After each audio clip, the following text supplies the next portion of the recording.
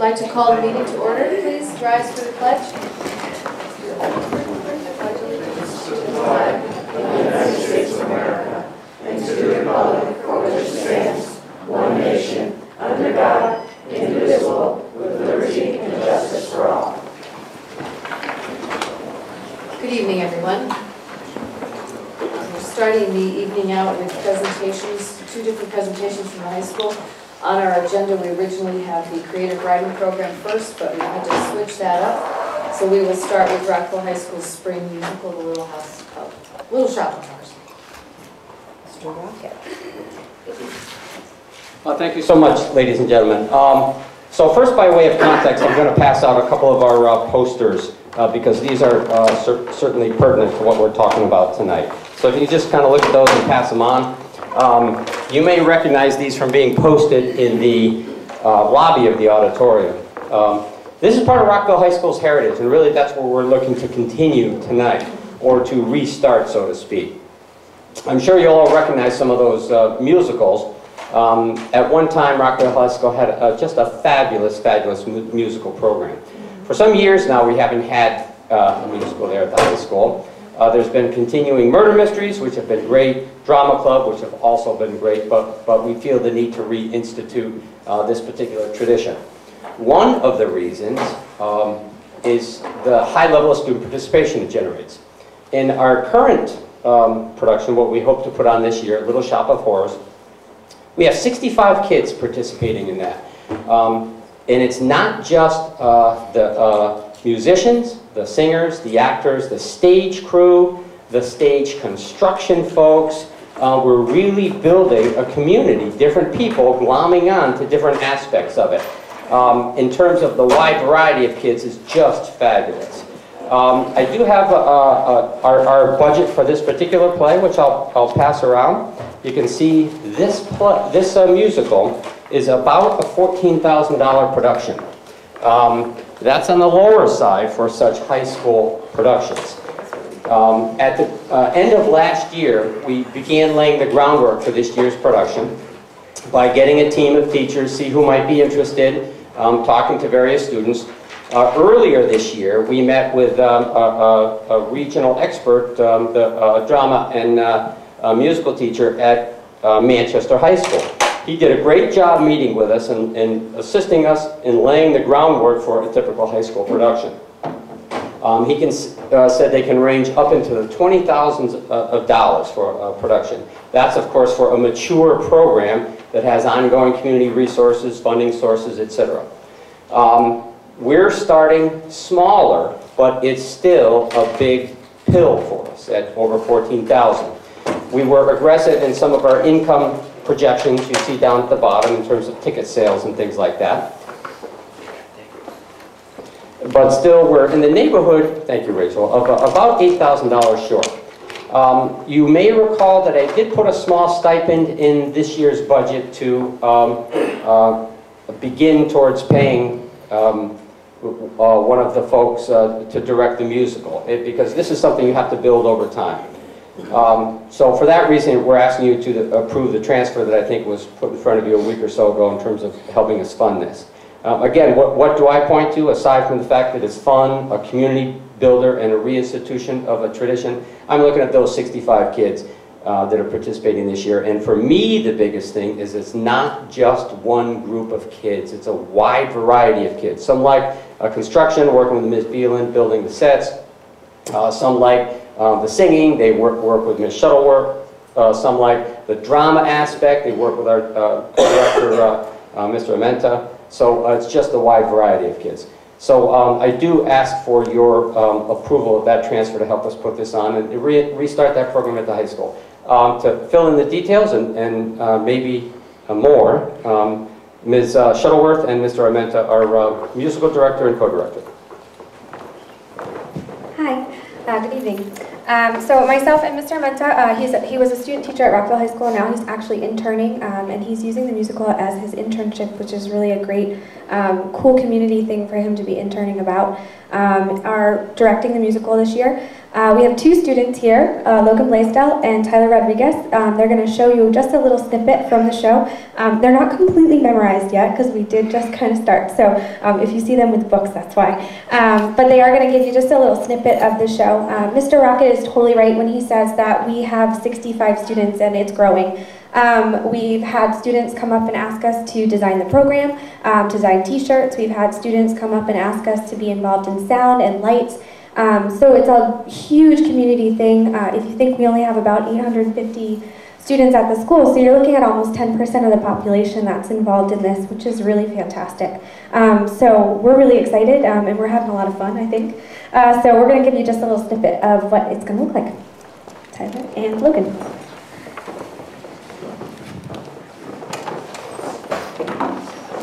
The mic.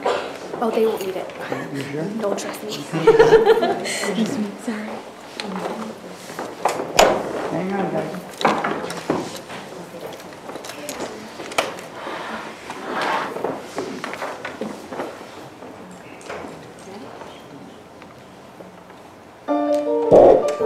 He'll think about it. He'll think about it. I don't like that guy, Mr. Mushnik, and you should hear the way he talks to Audrey. God in him will know the kid just said he'd mull it over. No wonder she looks so unhealthy. It's enough to make you sick. If he left me, if Seymour left me, why didn't I be right back where I started, which was broken, starving. Sweet and good and beautiful as she is, she deserves a prince, not a sadistic creep like him. Close to bankrupt, What else? beset, befuddled, and bereft. That's what I'd be if Seymour left. He's a disgrace to the dental profession. Seymour! Sir? Seymour. How would you like to be my son? How would you like to be my own adopted boy? I never liked him much before, but count the cash that's in the drawer. I've got no choice, I must you Paul say yes. What for? See, now I want to be your dad. I want to see you climbing up my family tree. I used to think you left a stench, but now I see that you're a mensch, so I'm proposing be my son. Mushnik and son, sounds great. 3 words with the ring of fate. So say you'll incorporate with me. A florist dream come true. Mushnik and his boy chick you. What business will do for FTD? How about it, Seymour be my son? Just say the word, I get my lawyer on the phone. Now, Mr. Mushnik, don't be rash. You always said that I was trash. Oh, I was joking. Sir, I'm choking. Excuse the physical expression of my pride, of the sweet paternal Michigas I've held pent up inside. Yeah, yeah, yeah, yeah, yeah, yeah, yeah, yeah, yeah, yeah, yeah, yeah, yeah,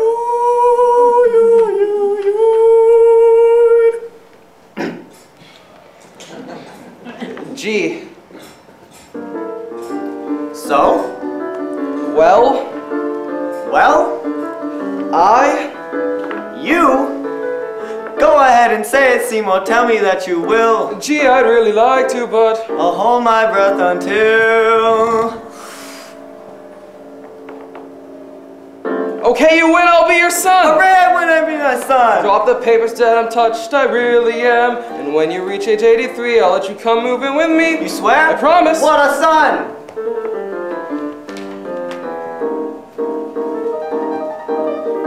In trouble, sickness, and in health, we'll share the plan, we'll share the wealth. I'll call my lawyer. Call me son. Son! Son. Mushnik and son! That's that. Officially, I'm your brat. Consider the matter closed and done. Now to the world, let's stick our senior and junior stick. Through thin and through thick, through sloppy and slick. So come kiss me quick. Please, don't make me sick. Mushnik and son.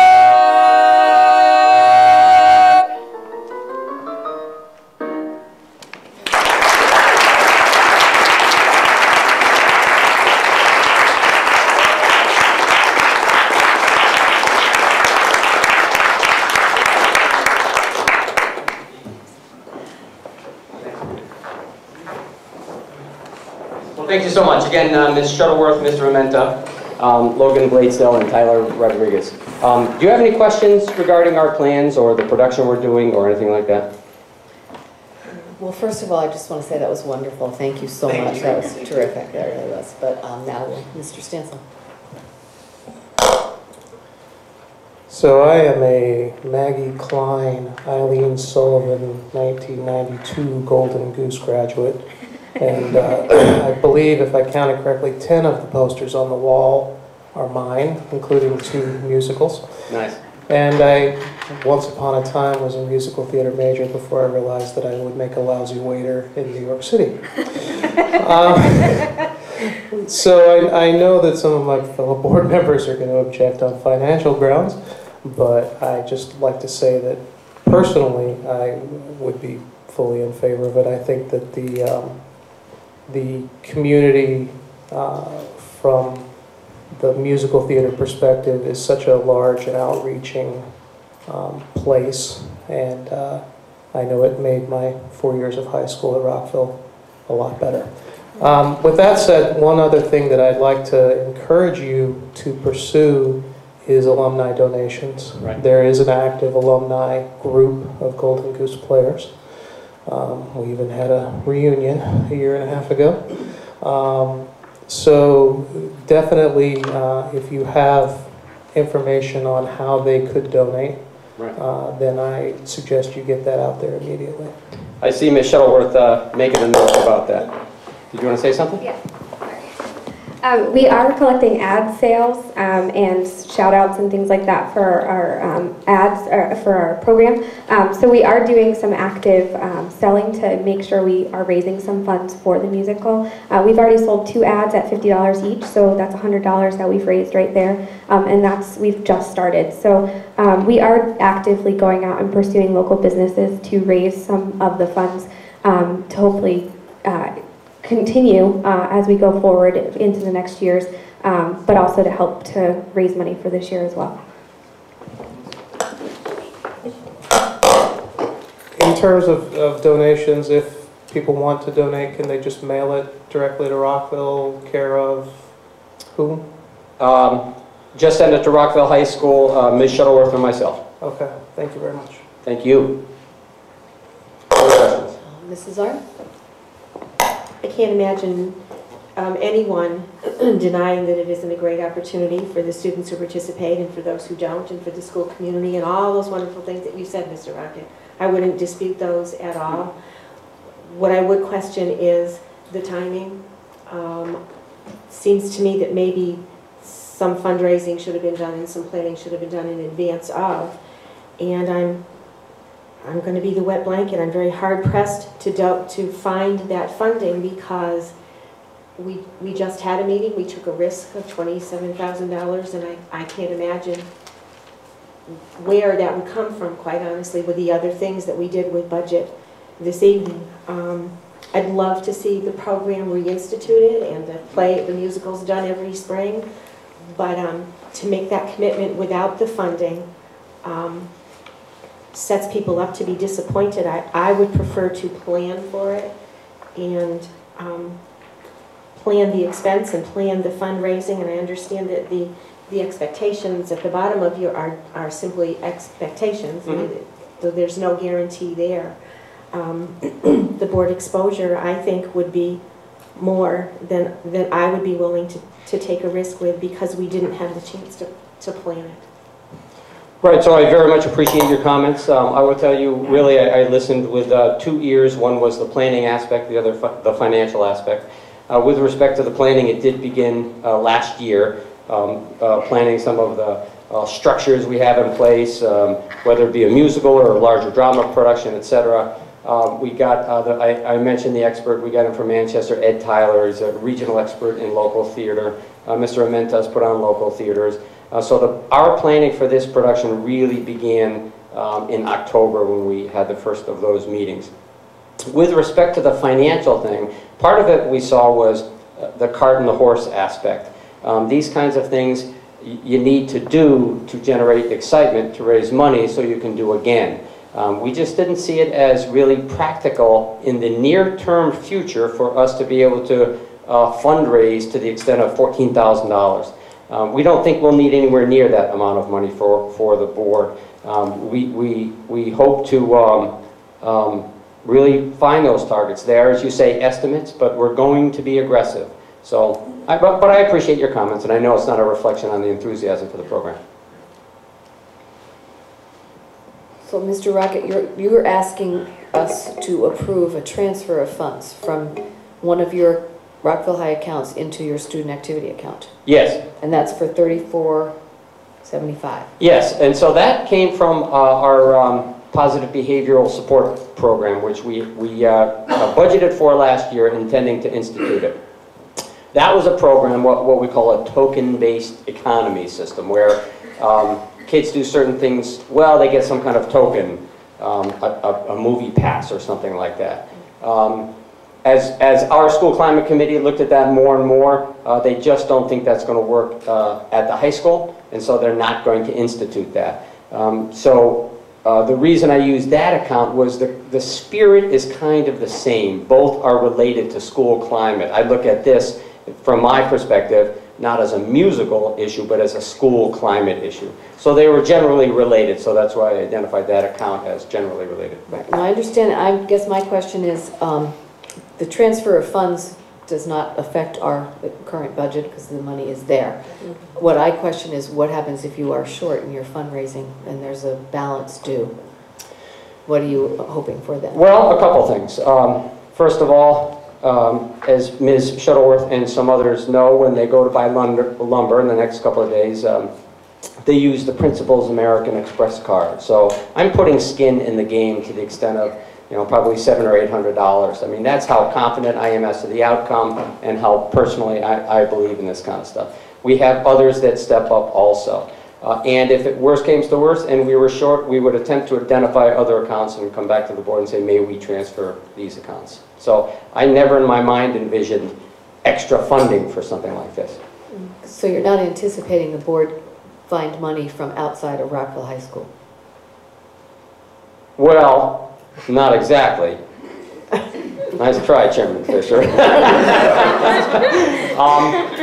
We know that outside groups, for example, pay monies to rent our auditorium, and I might talk to the superintendent, Mr. Picaro, about accessing those funds to some extent, you know, to the extent practical. I don't know those amounts. I know they exist. If we sat down and they said they're just all allocated, they cannot be spent, I'd accept that. But until such time as I hear that, I might make a 4-engine run for them. Okay. All right. Does anybody else have any questions for Mr. Rocket? I just want to be clear. The money, thank you. The money is just going to be transferred from one funding. Right, from one account to another account at Rockville High School. And I just want to ask one other question. Besides businesses, what are you doing to raise funding? So we have ticket sales, of course, very traditionally. As we get closer to the place, students are asked to, you know, sell 10 ticket each kind of thing. You'll see something on there called the Green Room. We're starting a little personal fundraising thing where we have, we'll offer to be part of the Directors Club for some amount. We estimate it conservatively. I think $75 or $100 for that donation. You get 2 tickets, and then refreshments at the intermission with 5 minutes with the director, you know, so you get your own special room, and you know, it's hundreds of dollars. We did this in Killingly, and it's kind of neat, you know. The director comes in all here, well, how'd it go from you guys? You know, it's just, and so it is expensive, but it's a recognition of extra effort. We intend to do all our normal stuff in terms of robocalls and things like that, and then I'm going to go out and hit the bushes myself, stomping up and down with local businesses. So I think part of this exercise, from my perspective, is getting those mechanisms in place again, so that next year they're perfected, you know, or improved anyway. So it's not just, you know, ticket sales, really. Thank you. Any other on Mrs. Bush? I think that this is a wonderful endeavor, and one of the suggestions I have is, I don't want to just see you beating the bushes. I want the students to learn to do that. That's all part of the whole umbrella of this experience for them. They need to learn the marketing end of this. as well as the performing, the backstage, the whole financial part of it. And that's what I'm hoping the students get out of this, not just the performance. I'm sure Mr. Stansel will agree that's very, very much part of the culture of, I think, of high school drama and musical productions. A part of that dedication, I think you'll see by Mr. Amenta, Ms. Shuttleworth here tonight, and 2 students. Logan was just telling me he had baseball practice he came from. So we expect that they will do that as part of their participation. We did thoroughly go over with every single student that's involved our ad sales. They have a packet to go out to local businesses and to discuss with them what we're doing and how to sell ads. We've had a thorough conversation with them about that.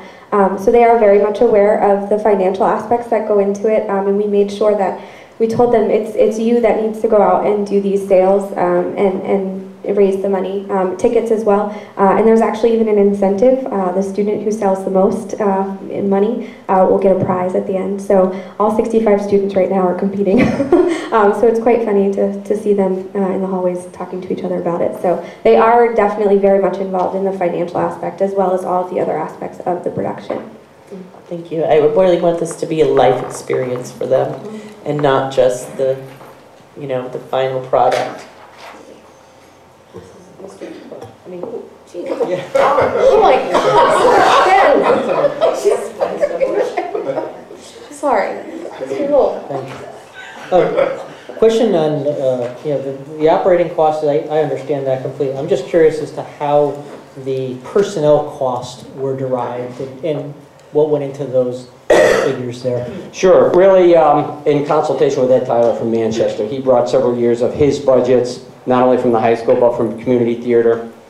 Alessandro Menta has experience in this, and so we used them as a guide, really. So it wasn't just picked out of nowhere. I will say that as with all stipends, including these, you know, the per hour average is quite low. People do this as really for a passion, not for the money.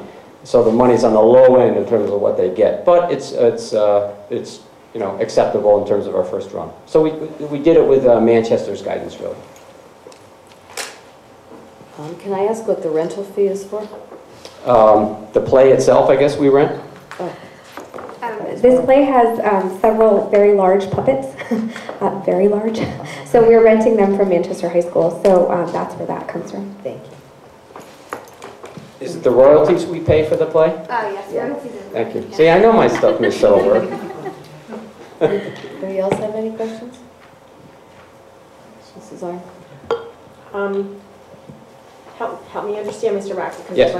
I'd like to be able to support this. So you are estimating that it will be $14,800 to support all the needs of the production. Yes. You're thinking you're able to transfer how much funding to cover how much?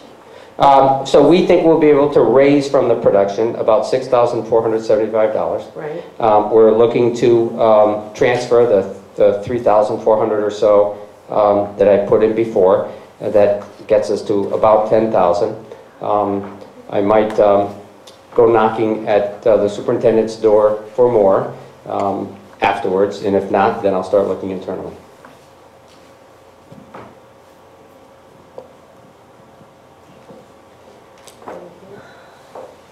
And Mr. Wu?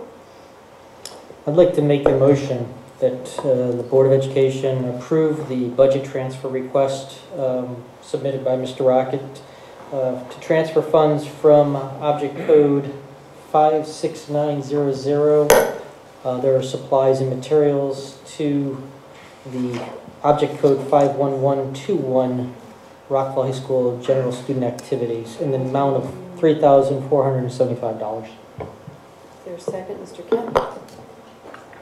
Any further discussion, Mrs. Arn?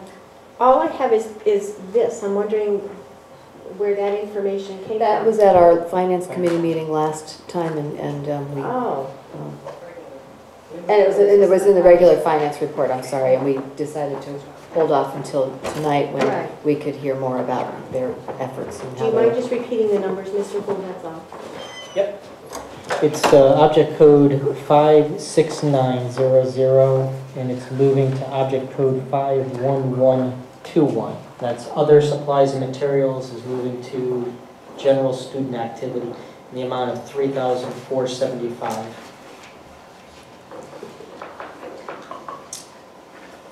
Any other questions or comments or concerns on the motion on the floor? Okay, all those in favor? It's unanimous. Good luck, and can't wait. What are the dates of the play? May 1st and 2nd. May 1st and 2nd. Thank you very much, and good luck in all your preparations. We look forward to it. Thank you. Thank you so much to Rachel, Alessandro, Logan, and Tyler. Great job. Thank you. And now we'll move on to our other presentation, which is the overview of Rockville High School's creative writing program. Thank you. So I'd like to invite Ms. Nordland and some of her students up to the front.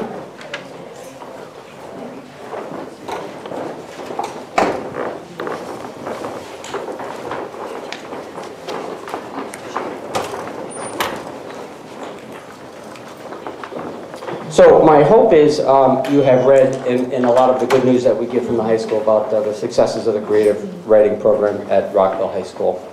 And as with all, just asking you to move in so we can get in the camera.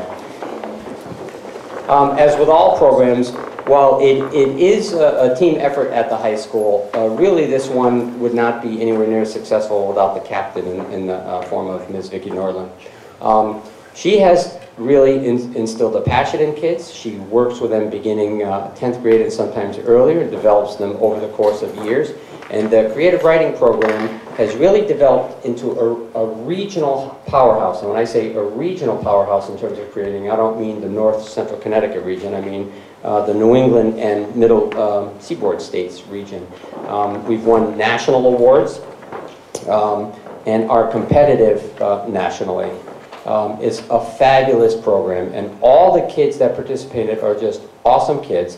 I will say that I don't think there's a better college preparation program at the high school than our creative writing program. There's some that are as good, but there are certainly none better. It's an awesome program. The only other thing I'll mention before I turn it over to Ms. Nordland is I know that there had been rumor to the board. I know I got some questions, I think, at a budget or two meeting. Was this program in jeopardy with our budget and teacher cuts? And the answer is an emphatic no, that this program is really course-based. It's specialized courses. There's a series of courses, but it is not dependent on funding. It's one of the courses and series of courses we have offered at the high school. And as long as we can generate sufficient interest, and we believe we can, not only because of the great kids, but Ms. Nordland's stewardship, that we'll continue to offer this program. So, Ms. Nordland. All right, hello. So tonight I'd like to celebrate the accomplishments of the creative writing program at RHS and talk to you a little bit about the creative writing program. This year, in addition to winning major state and national awards, the creative writers will hold 2 poetry readings and will produce an American Idol-style poetry slam on April 9th. These writers, in my independent study program, wrote and performed an original murder mystery play that drew a large audience at the RHS Auditorium, as well as the Little Theatre of Manchester. So we took it out to the community this year. This program has a myriad of opportunities for authentic learning as well. We have a partnership with Young at Art in Manchester that gives our students a chance to read their poetry and to perform their plays to a larger community. Moreover, this year my students have been asked to write poetry for a gallery showcase at the South Windsor Library to honor Walt Whitman, and they'll have their works framed in the library. We have grants through many places. We have grants through the Hillstead Museum, through Connecticut Humanities, the Bushnell, and the Hartford Stage. They have really allowed our students to work with teaching artists from across the state. These writers have attended the Dodge, some of them, have attended the Dodge Poetry Festival in New Jersey, and they will attend a Broadway play in the spring. We have also hosted or Skyped with famous young adult writers and poets throughout the year and many years.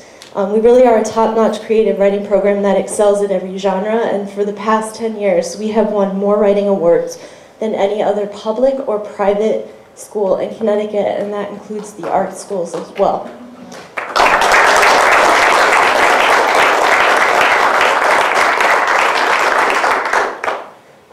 I'm proud to honor these guys. They're not only outstanding writers, they're articulate speakers, dynamic performers, and wonderful representatives of RHS. So before, I'm going to have two of them read for you and just basically highlight the awards that they've won. But I'd like to have you hear what the creative writing program is through the voice of students that have gone through it. This is Deanna Pellegrino. Hi, I'm Deanna Pellegrino. I'm a senior at Rockville High School. I've been in the creative writing program for 3 years, and it is the most memorable, most educational experience of my life. Through writing, I have had many opportunities open up for me. I am a silver medal national winner in Scholastic's Art and Writing magazine, in Scholastic's Art and Writing competition. I am the winner for the grade 12 Connecticut Student Writer magazine. Through this program, I have been able to thrive with my career. My career has opened up for me. I have a salaried position waiting for me when I graduate high school because of my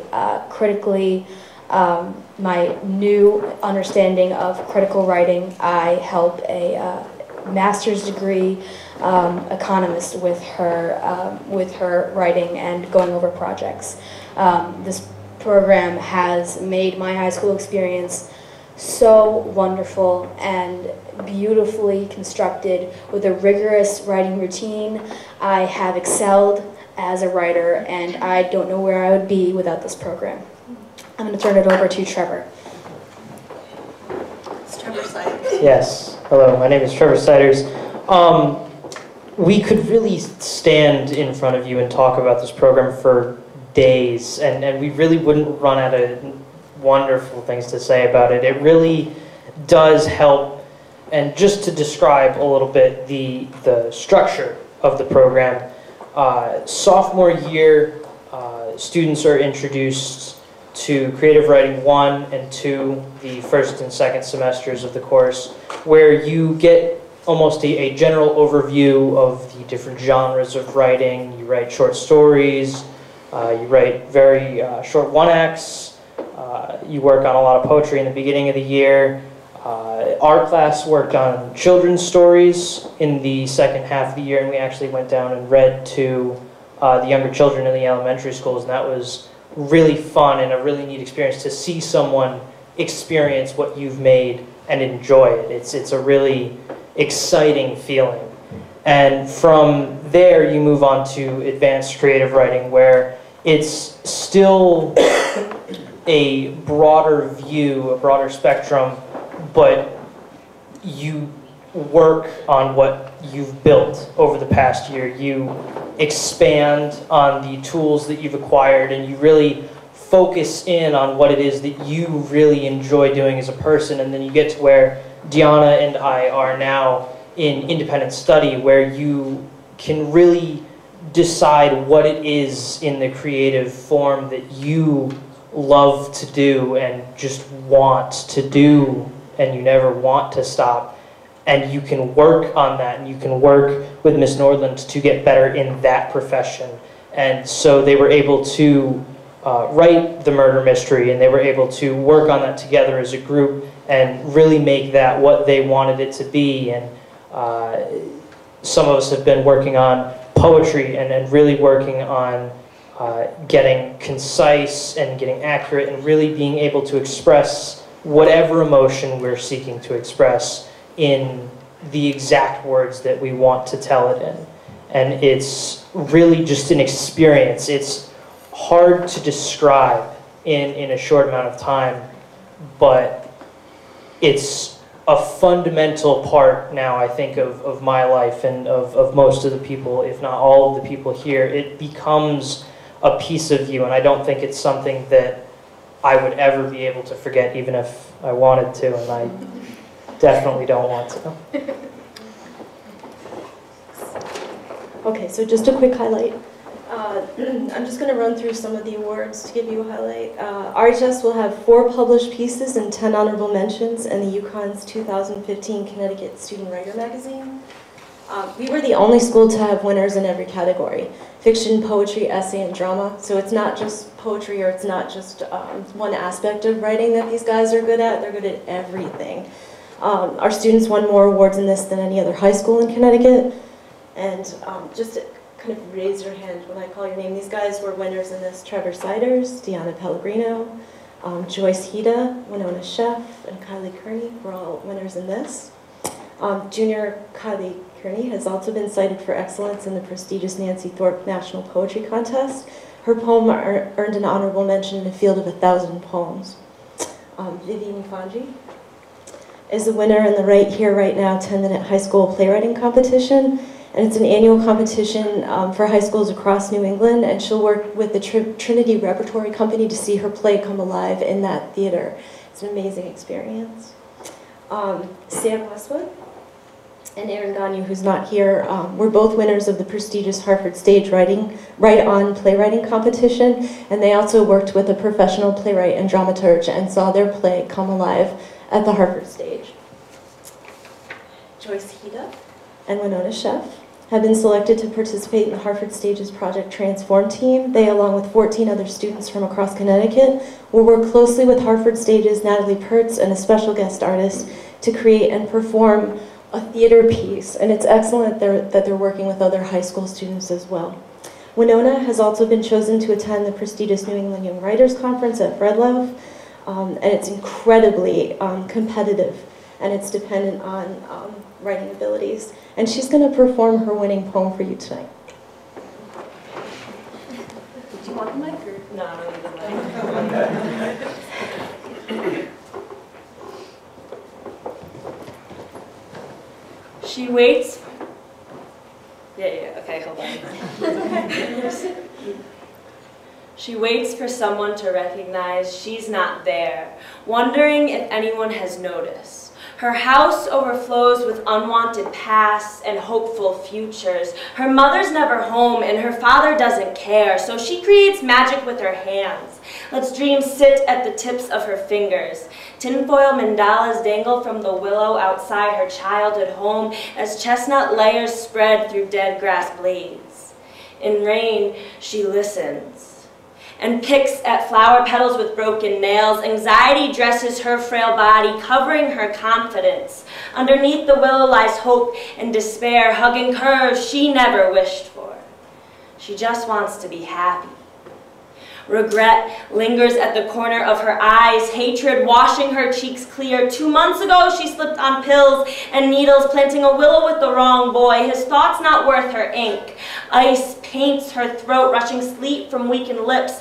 Smoke clearing her head drowns her worries in a river of thirst. She spent days teetering between today and eternity. Hours spent watching the rhythm of the sky, caring for ones who didn't even know she was there. A life she created struggles to grow, so she lies under the willow, hoping to only kill what's inside her. Thank you.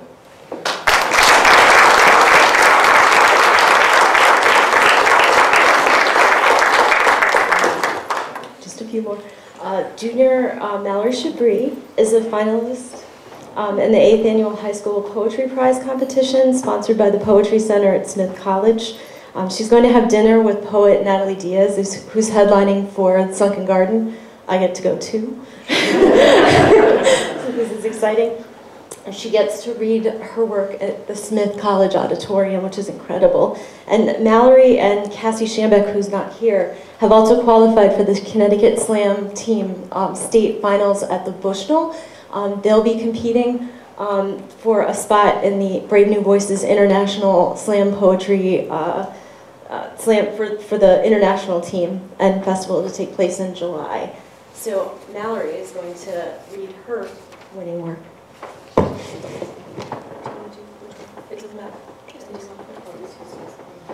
It's been a while. I have my Google Drive and my handy-dandy phone here. Okay, here we go. Okay, so it's called Every Bad Thing Happens on a Tuesday. 1. Last year, my grandfather bought a Yorkstone grave marker as a Christmas gift to himself. He unwrapped it in the morning, wide-eyed and reeling like a child showing us a brand name contraption. Red ribbon wrapped around the monolith as they would around his throat, too. Every week, my mother took us to church. She thought it was better than the backyard sacrilege, but after 9 years of playing God, I found holiness in the bottle of Bailey's. The day had a way of bleaching me. 3. I was 13 when the doctors told me they had a cure for sadness. My mother wouldn't let me have it. I thought she had too much faith in God. Instead, I caught her popping pills like penny candy buttons. They were never that cheap. 4. Going northbound on I-84, I watched a navy blue pickup go stumbling into the median. The car was unrecognizable. I'm pretty sure the people were too. Nobody stopped. An hour later, only chips of skin carved out of their faces littered the grass. I guess the cleanup crew got carried away. They would have never known your name. 5. Today is Tuesday. I have already unraveled. You left me with blood in my mouth, and the door is still swinging.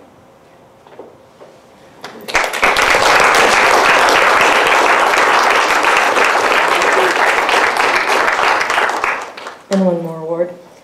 34 Rockville High School students were named winners in the 2015 Scholastic Art and Writing Awards, which is an amazing feat. 34 students.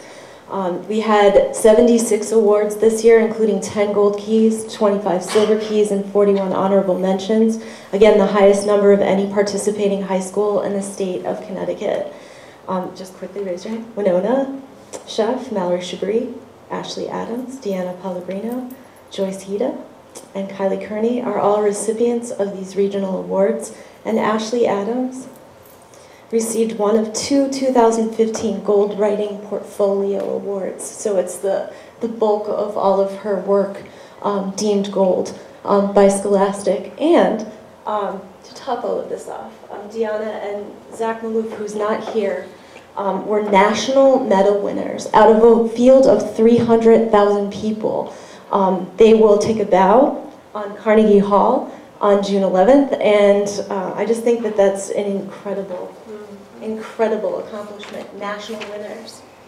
Erin's not here tonight, but she's also a top 5 finalist in the Poetry Out Loud competition, and we've had 3 state champions and 3 runner-ups in this competition, and Erin did a fantastic job. So year after year, this program has produced lifelong readers and writers. Students from this program have gone on to participate in their college poetry clubs, slam teams, book clubs, and literary magazines.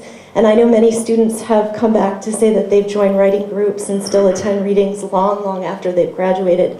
This program has produced teachers, professors, journalists, sports writers, travel and food writers, editors, and novelists. And I'm so proud of these guys, and I can't wait to see what they do. Thank you.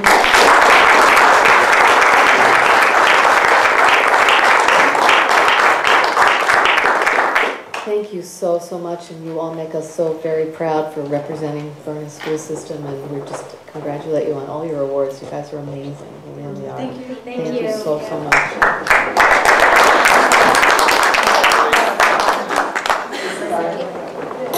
Student talent is obviously overwhelming, but it seems to me that the thread that keeps bringing all of these awards back to Rockville has got to be Victoria's, and I think she's got a gift and a talent of drawing out and perfecting her students' talent. I think it sounds like it may not be possible without her. So without diminishing the talent of the students at all, I think Victoria deserves our recognition as well. Absolutely, absolutely.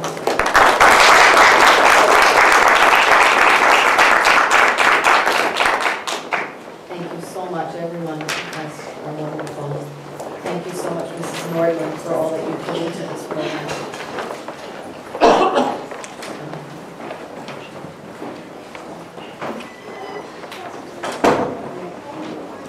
I hate to move on after that, this is kind of boring, but we will move on to item 2.0, which is the consent agenda. Mr. Hull. Motion to move the consent agenda. Is there a second? Second. Anybody want to fill anything? Mr. Polina? Sections E and F, please. E and F, did you say? E and F, E and F. You said E and F. Correct. Okay. Sorry, anyone else? I'd like to pull C. Anybody have anything else? Okay, so we can vote on A, B, D, G, and H. All those in favor? Unanimous. Mr. Polina, well, I'll do C first. Trish had asked me to pull this because she said this is on the transportation hearing on pages 11 and 12, that the bus numbers were incorrect. But I don't know what they have to change to. Trish reversed. They just have reversed? Okay. So they just need to be reversed on C. Mr. Wolf. Motion to approve 2.1C with that amendment. Is there a second? Mrs. Bush? Second. All those in favor? Unanimous. Okay, Mr. Flynn. Section F, I believe they missed Miss Arn as being present at the beginning of the meeting. Yeah. Section F is the donation of computers. Oh, I'm sorry, to E. I'm sorry, E. E, yes. In the beginning, she should be listed as being present. Mm-hmm. Okay. Anything else on that one? Okay. Any motion on that one? With that correction? Mr. Kleina? Is there a second? Mr. Houle? All those in favor? It's unanimous. Okay, and now for... Section F, donation of computers. They were listed as being XP and Windows 7 computers that were fairly old. And I certainly appreciate the donation, but a value of $2,500 seems, is that the price when they were new, or is that the price? I do not know. It just seems like maybe that may be in error, that's all. The donor put the cost on there. Okay. We can certainly withhold that and send it to our IT department. We won't accept it if the IT department doesn't approve of it. No, I certainly appreciate it. It just seems like, for the older computers like that, it may not be quite that valuable. Okay. Does anyone want to make a motion still to approve that item? To accept the donation? Mr. Kleina? Still accept it. Or second? Second. Mr. Houle? All those in favor? Unanimous. Thank you very much. Move on to the Secretary's report. Opportunity for the board to add or delete agenda items. Does anybody wish to add or delete? Mr. Stanson? Thank you, Madam Chair. I'd like to propose adding item 7.3, discussion of SBAC testing and communications. And I'd like to ask that we hold that before the executive session in 7.2. Was SBAC testing and what else? I'm sorry. And communications. Is there a second for that? Mrs. Ari? All those in favor? I'm opposed. Motion carries. Mrs. Bush is opposed. Anyone abstaining? Because I don't think everybody voted. Oh, I was okay. You in favor? You guys were all in favor? Yeah, sure. Okay, thank you. Sorry. Motion carries. Okay, anyone else wish to add or delete anything from the agenda tonight? Okay, we'll move on to item 3.2, Rockville High School Student Representative Report. Aaron. Good evening. So today I just have a few things to talk about. One, since this is the last sports season, I feel like I can say that overall throughout this year, sports participation has gone up a good bit at least. It's definitely for some sports gone up tremendously. For track this season, I believe they have upwards of 40 people doing it, which I think last year they had around like 20, 25-ish. So it's a sizable increase, and this trend has been seen, from what I can tell, across pretty much every other sport. I don't have any numbers for those, but it does seem like we're having more and more kids participate in sports. This Friday at school, RHS will be hosting Band Aid. I believe it's at 7, but I might be wrong about that. I don't know how much tickets are at the door. But it should be a good night, as it always is. The kids put on a good show.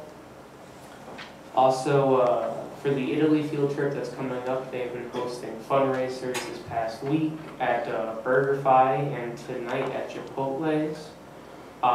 They've had good turnouts for both of those, and it seems like everyone is coming together to try to help them lower down their ticket prices. But that's all I have for tonight. Thank you. Does anybody have any questions for Aaron? Did you receive the newspapers? No. Okay. No, it has gotten to that. Okay, because I did give them to the office. Okay, great. Thank you. All right, thank you very much, Aaron. Now we'll move on to item 4.0, Community Forum. Opportunity for comments on agenda items, potential future agenda items, or general information provided to the board from citizens and community organizations.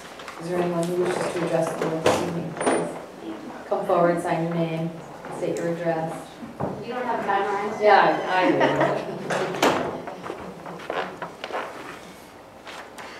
do. Me again. Lori Bedoric, still at 60 Patricia Drive.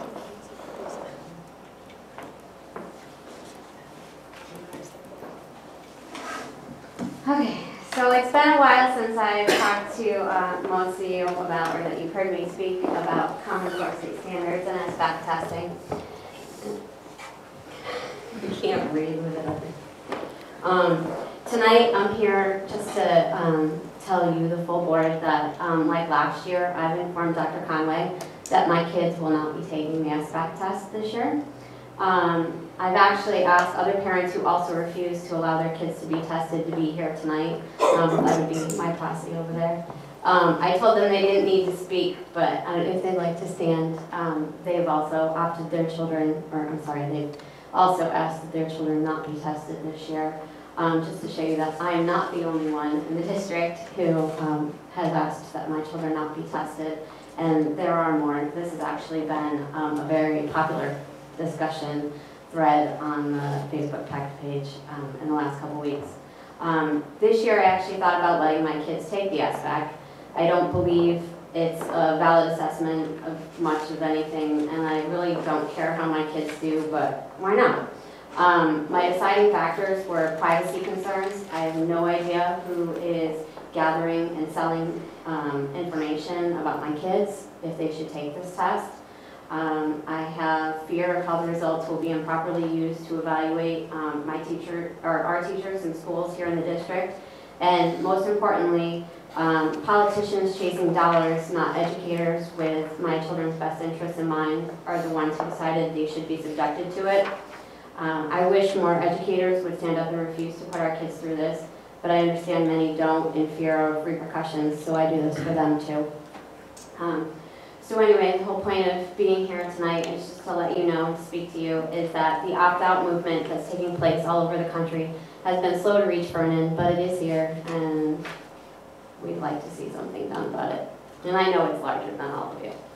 Thank you. Thank you very much. Would anyone else like to address the board this evening? All right, I received a letter today and was asked to read it into the record, so I will read it to all of you. This is from Roger Wiley, who is our former supervisor of special ed grades 6 through 12.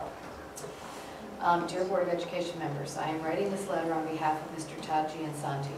My comments are based primarily on my experience as a previous supervisor of special education 6 through 12. It is also worthy to note that I am a parent of a child who received special education services through the Vernon Public Schools.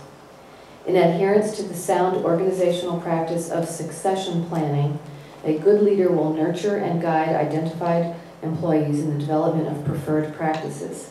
This process will lead to a continuum of skilled leadership and growth to the benefit of both the employee and the organization. 3 years ago, I initiated a succession plan through the identification of the employee who would best continue the delivery of thoughtful and positive services for children with special needs and their families. Mr. Todd Giansanti was the individual I identified. His exceptional professionalism and leadership is a valuable asset for the Vernon Public Schools.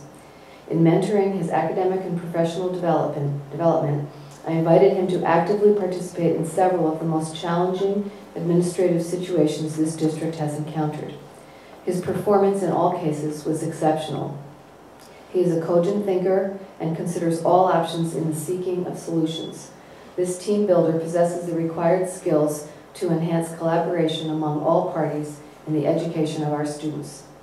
I appreciate this opportunity to express myself in this matter and ask that my letter be read into the record at the March 23, 2015 Board of Education meeting.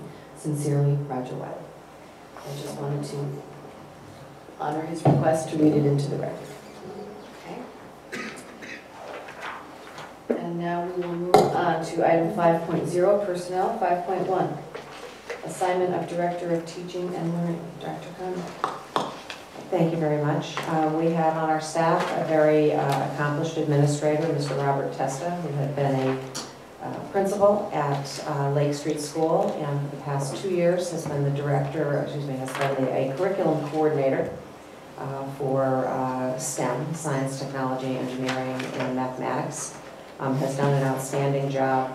In reducing the budget, we eliminated that curricular coordinator position as well as another one which did more or less the humanities, and created one position with a higher classification called the Director of Teaching and Learning. We only posted internally. I know that was a discussion the board had last time. We only posted internally, but knowing that we had several people who were displaced by budget cuts, I did have a formal committee interview at the first level, which was a very diverse committee headed up by our Assistant Superintendent, Mr. Jeffrey Burke.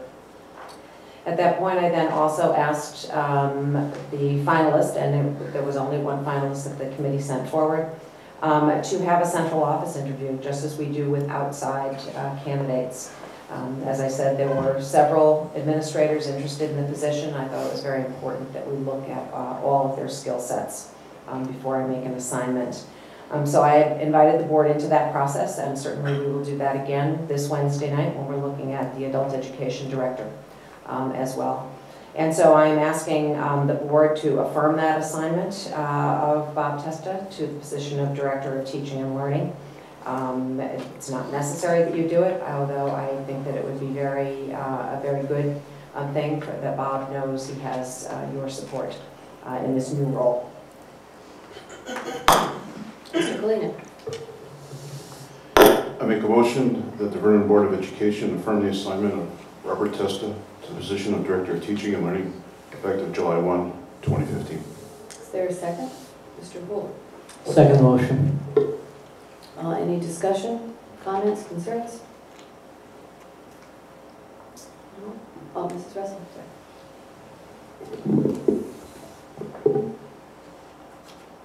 I don't even know where to begin, but I want to try. Anyway, I'm glad that I got this information, and I realized that Dr. Conway can, put Mr. Testa in this position, even if we, chose not to.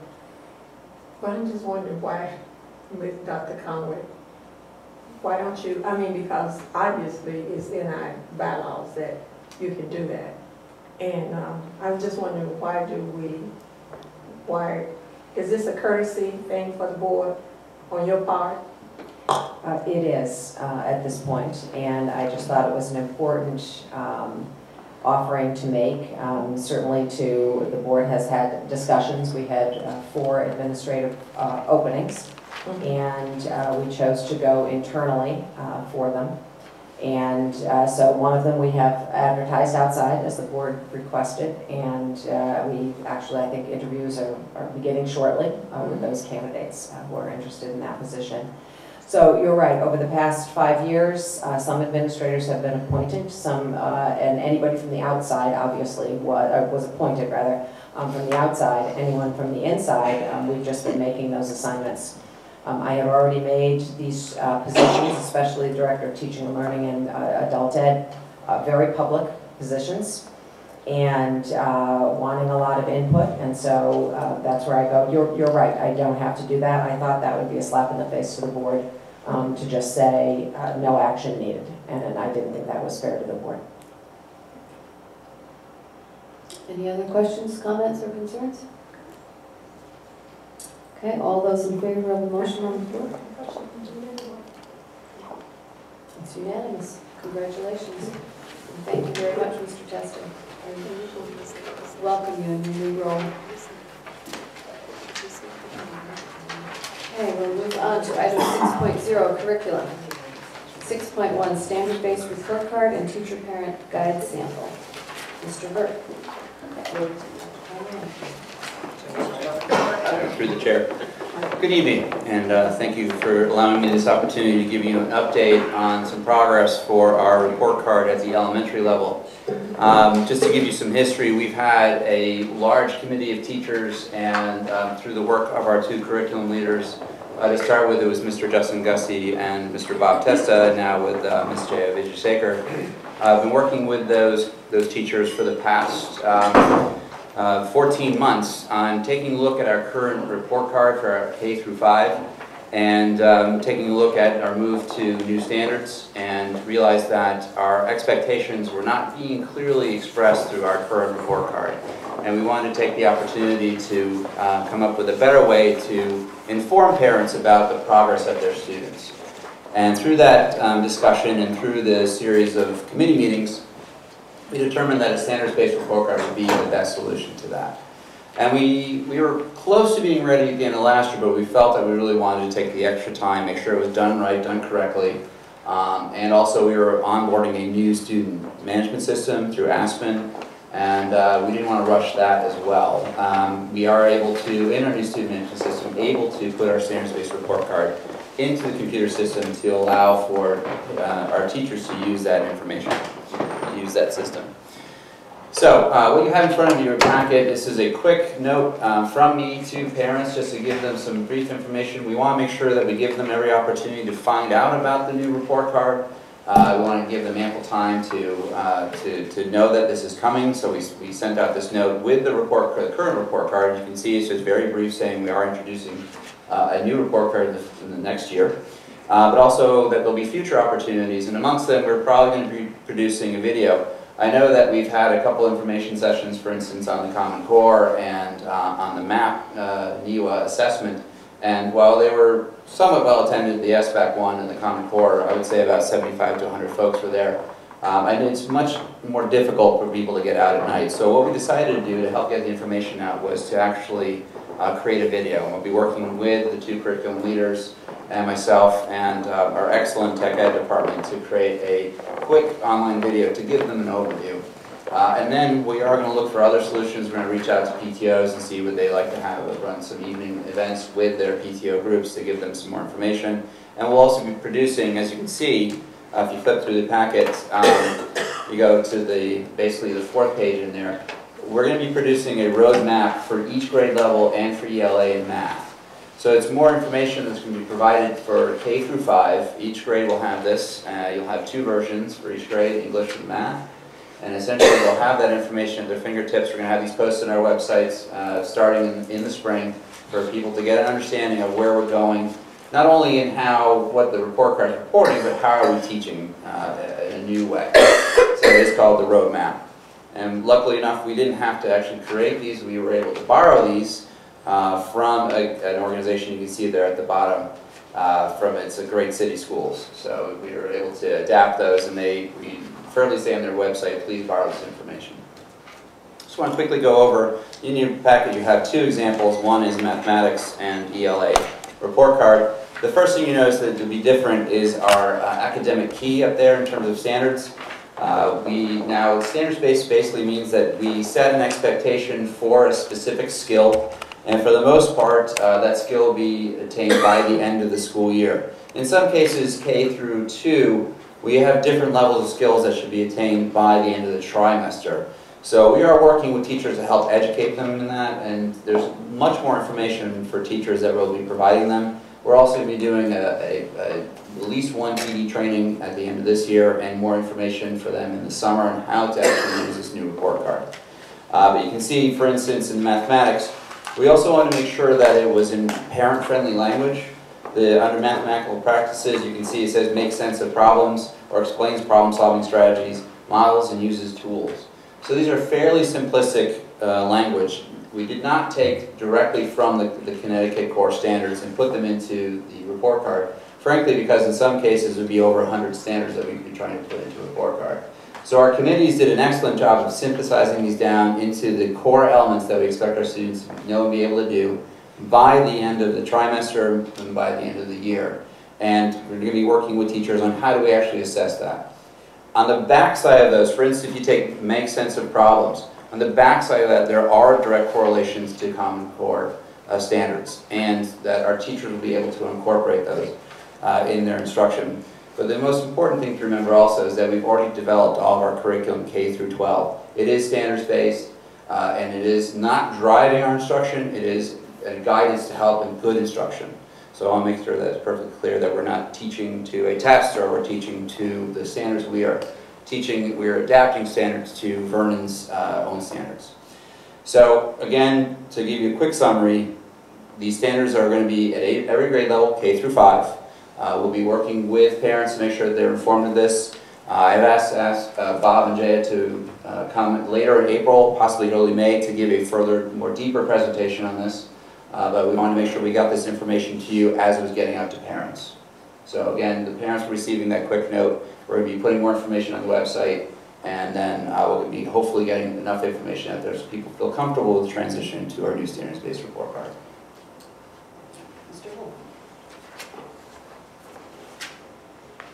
Thank you for your presentation.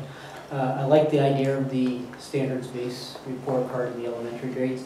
The one question I have is when the kids go to transfer between 5th and 6th grade, that transition from, I'm now standards-based, how are we going to address that? Will there be something in play to help a child understand, what their 5th grade report card would have looked like if they were in the 6th grade or something to that effect?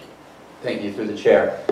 Currently, this is not a radical departure from the current way we assess children in K through 5. You've probably seen elementary report cards. I have one, from my 3rd grade teacher. It was full of checks and, well, check pluses, hopefully, and check minuses here and there. But it was all based on, able to count to 10. It was sort of standards-based. What this does is really clarify. We've been using the same report card, from what I can tell, since about 2000. So it was really time to refresh and renew this. So in terms of the transition to 5th to 6th grade, we currently undergo that process. Now, again, it's from a slightly different report card than this one, than the current one, to an ABC, scale. Some of that education comes with the first report card. I know teachers sit down and they go over the grades, they go over the grading system, especially when it's the first few days of school. The 6th graders, they go over how each individual teacher grades their students, how they determine the percentages used to weight those grades, etc. So there is some orientation with that. And then when they get the report card, my understanding is that the counselors help them with that as well, to understand the difference between standards-based and going from basically a 1, 2, 3, 4 scale to an ABC DF scale. Thank you.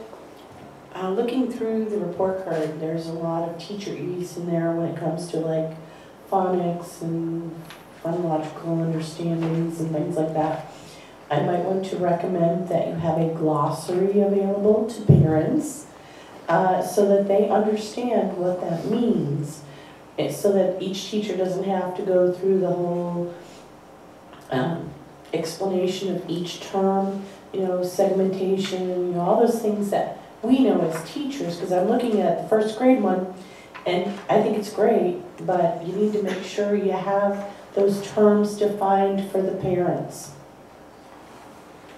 Through the chair, that's a great suggestion. And one of the other things that we're thinking about doing is making this a web page, if you will, and you would be able to click on that and it would give you more explanation. That might take a little bit more time to develop than just between now and September. But we are looking through these. We are continuously revising them. So if we do get feedback from parents and parent-teacher conferences that we're not quite sure what that means or it doesn't make sense, we can revise it to make it more user-friendly for the parents. Or just adding to that, or just put a glossary out there of terms. That's all you really need to do. Mrs. Arden.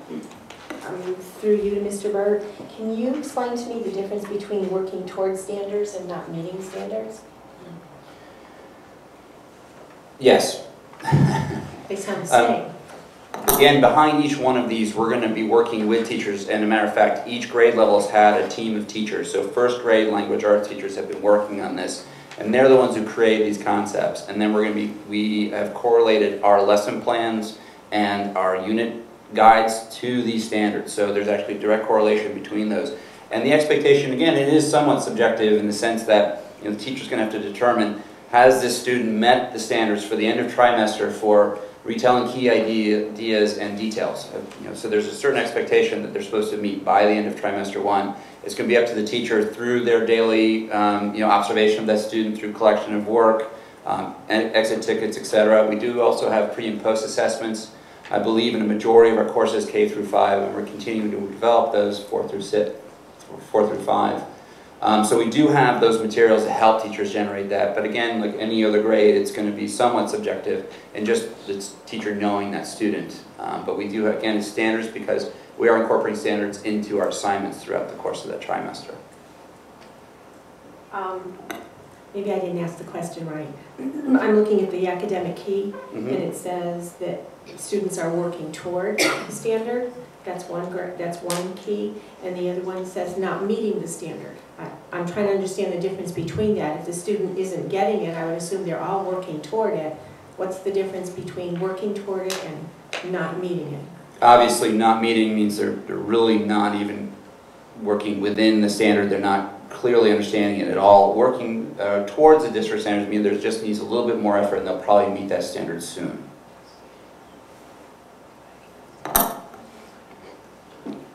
Just as an example, unfortunately a mathematical example, kindergarten students need to count to 1 to 100 or 0 to 100 by the end of the school year, and so they might expect them to count to 30.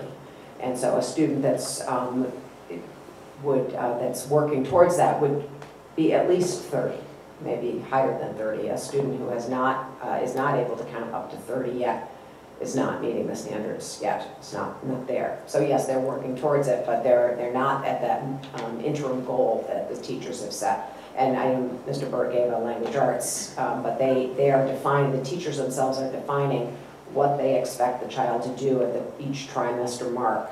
And if they're meeting that, then they are on the road to meeting the standards by the end of the year. Is that not helpful? I'm sorry. Mr. Kalina. The one thing this doesn't give you is a sense of an overall result. So in other words, you got a lot of little results without an overall tabulation. I think there should be something to give the parent a sense on an overall basis that yes, their child is or isn't doing reasonably well. Actually, we have Mr. Testa here who's been working with the committee for the past 14 months, so if he's available to talk about, there's been a lot of discussion about how to actually represent grades. On our current report card, we did have an opportunity, I think in the past, where you would give a grade for, let's say the major category is measurement and data, to give an overall grade. So I'm going to let Mr. Testa speak to some of the decisions that the committee made in this area. Just to add a little bit more to the answer key question, the academic key, we really looked at, we do have an academic key that explains in detail each one of those categories. And when you move from a 2 to a 3, it's really about the level of independence. So a student that's not meeting standards yet, even with some level of teacher support, they still cannot meet their standards at that particular time or at that particular time in the trimester. With the other indicator of how students, the parents will really be getting a clear I believe a clearer picture of how their children are doing by trimester. Some of the standards we introduced trimester 1, some of the standards we introduced trimester 2, depending on where the curriculum falls. But parents will be able to see clearly, I think more clearly, how their children are doing, and then they'll be able to see how they can support their child. So they'll be able to see on every one of those indicators, is my child meeting standards? Are they working independently? Do they need teacher support? And then they can speak with the teacher in the school about, well, what are some activities and strategies that I may need to do at home to help support my child and move forward. So this really is the basis for how our curriculum is designed, but also how our level of support is designed as well. So students that may need extra support, teachers now have a clearer understanding as well. So I think as we move forward, teachers will really have a portfolio of a collection of evidence of how their students are doing, which I think they'll feel more comfortable and confident with when they're meeting with parents.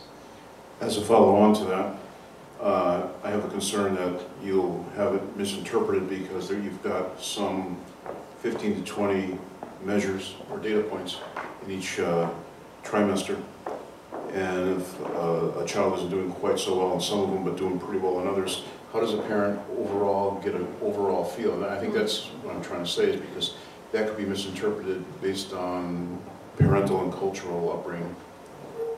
We do have benchmarks. For example, in math it's a little bit different. We do have benchmarks where we have expectations for example, our kindergarten students. If the end of the year standard has them counting by 10s to 100, well, we have a benchmark for trimester 1, trimester 2, and then trimester 3.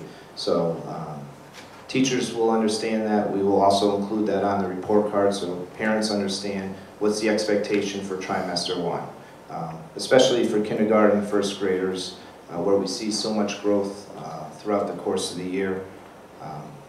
We're going to have to do a good job of obviously communicating this, and it starts with our teachers so they really understand it, and as we mentioned earlier, with all the resources that we make available to families. And it's going to take a little time as we transition to standards-based. I know both my children transitioned this year to a standards-based report card. I can honestly say that we looked at hundreds and hundreds of them throughout the state. We also looked at out of state. Some districts had every single standard listed, and that was really overwhelming as well. Too much information is overwhelming. So we tried to settle on what we felt were the essential indicators for parents that we'll be communicating. And remember, we're not going to necessarily be communicating on every single one of those standards every single trimester, because it depends on where those standards are being taught and assessed throughout the year. Further to that though, you're talking about too much information. You basically have, like, for instance, in the first grade there's some mathematical practices, operations and algebraic thinking, number and operation and base 10 and so on and so forth, for a total of like 5 overall areas. I would suggest that maybe you're drilling down too far, that maybe you want to keep to 5 so that an overall number, because it's just going to lead to confusion, and I think you're going to have an overwhelming number of parents calling in, speaking to teachers, and no matter how good they explain what it is that what you're attempting to do, it's just going to not be well understood no matter what you do to mitigate that situation. Each one of those indicators, in some cases, 2 or 3 standards feed into that particular indicator. So I think, again, we're going to have to communicate with parents what that actually means. However, as a parent, I would be pleased to know, for example, one of those indicators, well, my child needs to know these 2 or 3 standards that feed into it, and the teacher could articulate to the family exactly what that means and where they need to continue to work on, or where they're exceeding. So. Mr. Burke? Through the chair, thank you, Mr. Testa. To the question of the number of standards, to give you a sense of our current report card, and we've actually revised it a little bit this year, but I would say last year's report card in some cases had up to 73 standards on them already. And we're not tied to anything other than past practice. So in terms of clarity, what I try to avoid is talking about my daughter playing soccer. Well, your daughter's a good soccer player. Well, that doesn't provide me with any specific information. How does she get better? What are areas of strength? What are areas of weakness? As a teacher and as a parent, you'd want to know what are the specific areas. And that's what we've been talking about for the past 18 months, really, is individualization of our students' growth. And there's a delicate balance between having too little information, too summative information. where it just says, you know, you're good at math, or you're a 3 in math, as opposed to saying these are specific areas. For instance, tells and writes time. That's a pretty clear concept, and we want parents to have that information. There's 2 things that we're going to provide to parents. One is a narrative. There is a 1,000-word narrative for every marking period in the elementary report cards. There's an opportunity for the teacher to expand on strengths and weaknesses there. And we also specifically have the parent report card conferences, where parents could come and work with the teachers, and that's when they really have the opportunity to get into depth and explain what these things are, and show the areas of strength and area of weakness. I understand, you know, the concern that if there's a lot of 2s here or a lot of 1s, then, well, wait a second, is that developmentally appropriate? And it's going to take some education, and I'm not going to sit here and say, is this the end-all, be-all perfect report card? No, we're going to live with this, and we're going to revise it as we do with all things. But again, I'll place my trust in the teachers. You know, this was not a top-down derived document. This was done from the teachers themselves. Large committees spending lots and lots of time, lots and lots of afternoons working on these, and this is their best guess. So I'll put my faith in them. As you know, a first grade teacher said, this is really the information that parents need to know. They'll live it for another year. We'll reconvene mid-year, next year, and say, how is this going? How did the conferences go? Was this the appropriate information? Was there a lot of confusion? But we have to, again, put faith in the folks that are working on these to say that it's their best effort. So there's a section for comments, then it's not entirely evident by the... I apologize, this is just a mock-up of, it's not the actual report card. I should have expressed that sooner. This is just to give you a sense of the standards on there. Obviously, it'd be formatted a little different. It would have the, you know, the logo for the school on there, etc. So there's the actual report card we haven't developed yet. These are just the mock-up. Yeah, and agreeing with what Mrs. Bush said, I wrote down here from my notes from earlier about definitions. For instance, moves measures with non-standard units. I mean, that's kind of gobbledygook from a parent point of view, so I agree with her on that point of view.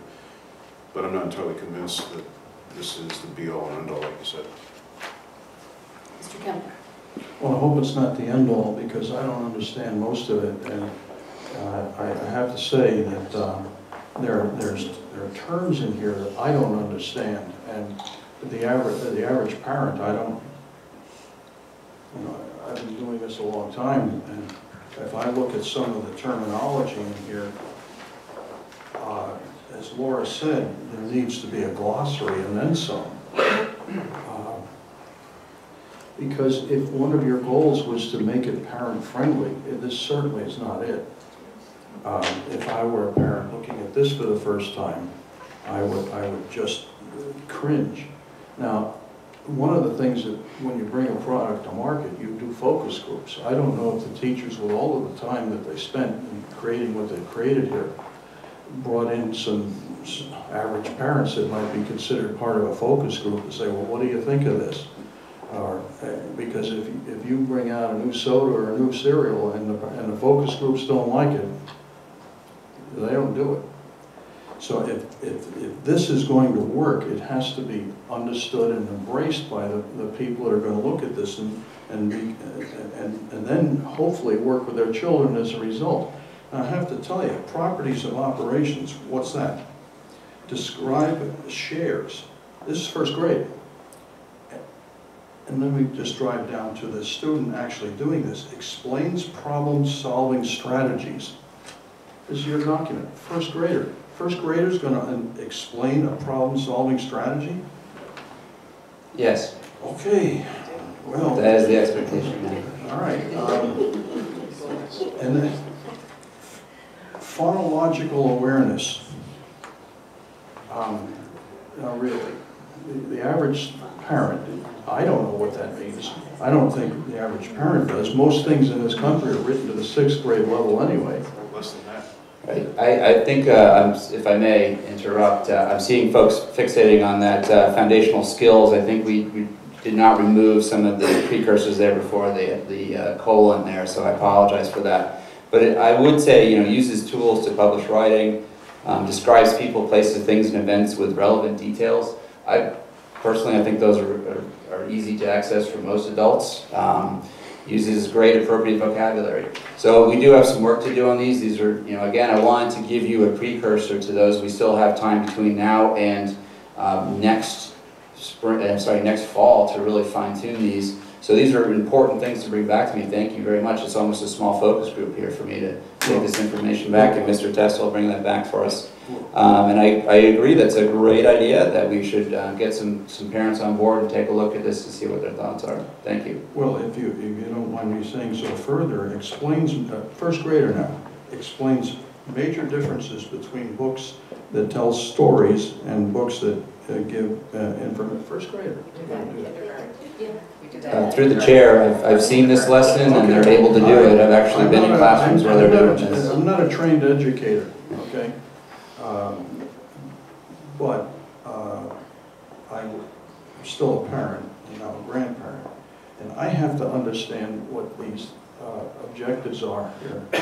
The other thing I want to ask about is the amount of time that it's going to take students to provide the grades, and the time that the teachers are going to have to provide the grades or marks or assessments for each of these. Could you tell me for any one of these, or maybe it's the same number for all, how many grades will be needed per trimester to come up with the 1, 2, 3, or 4?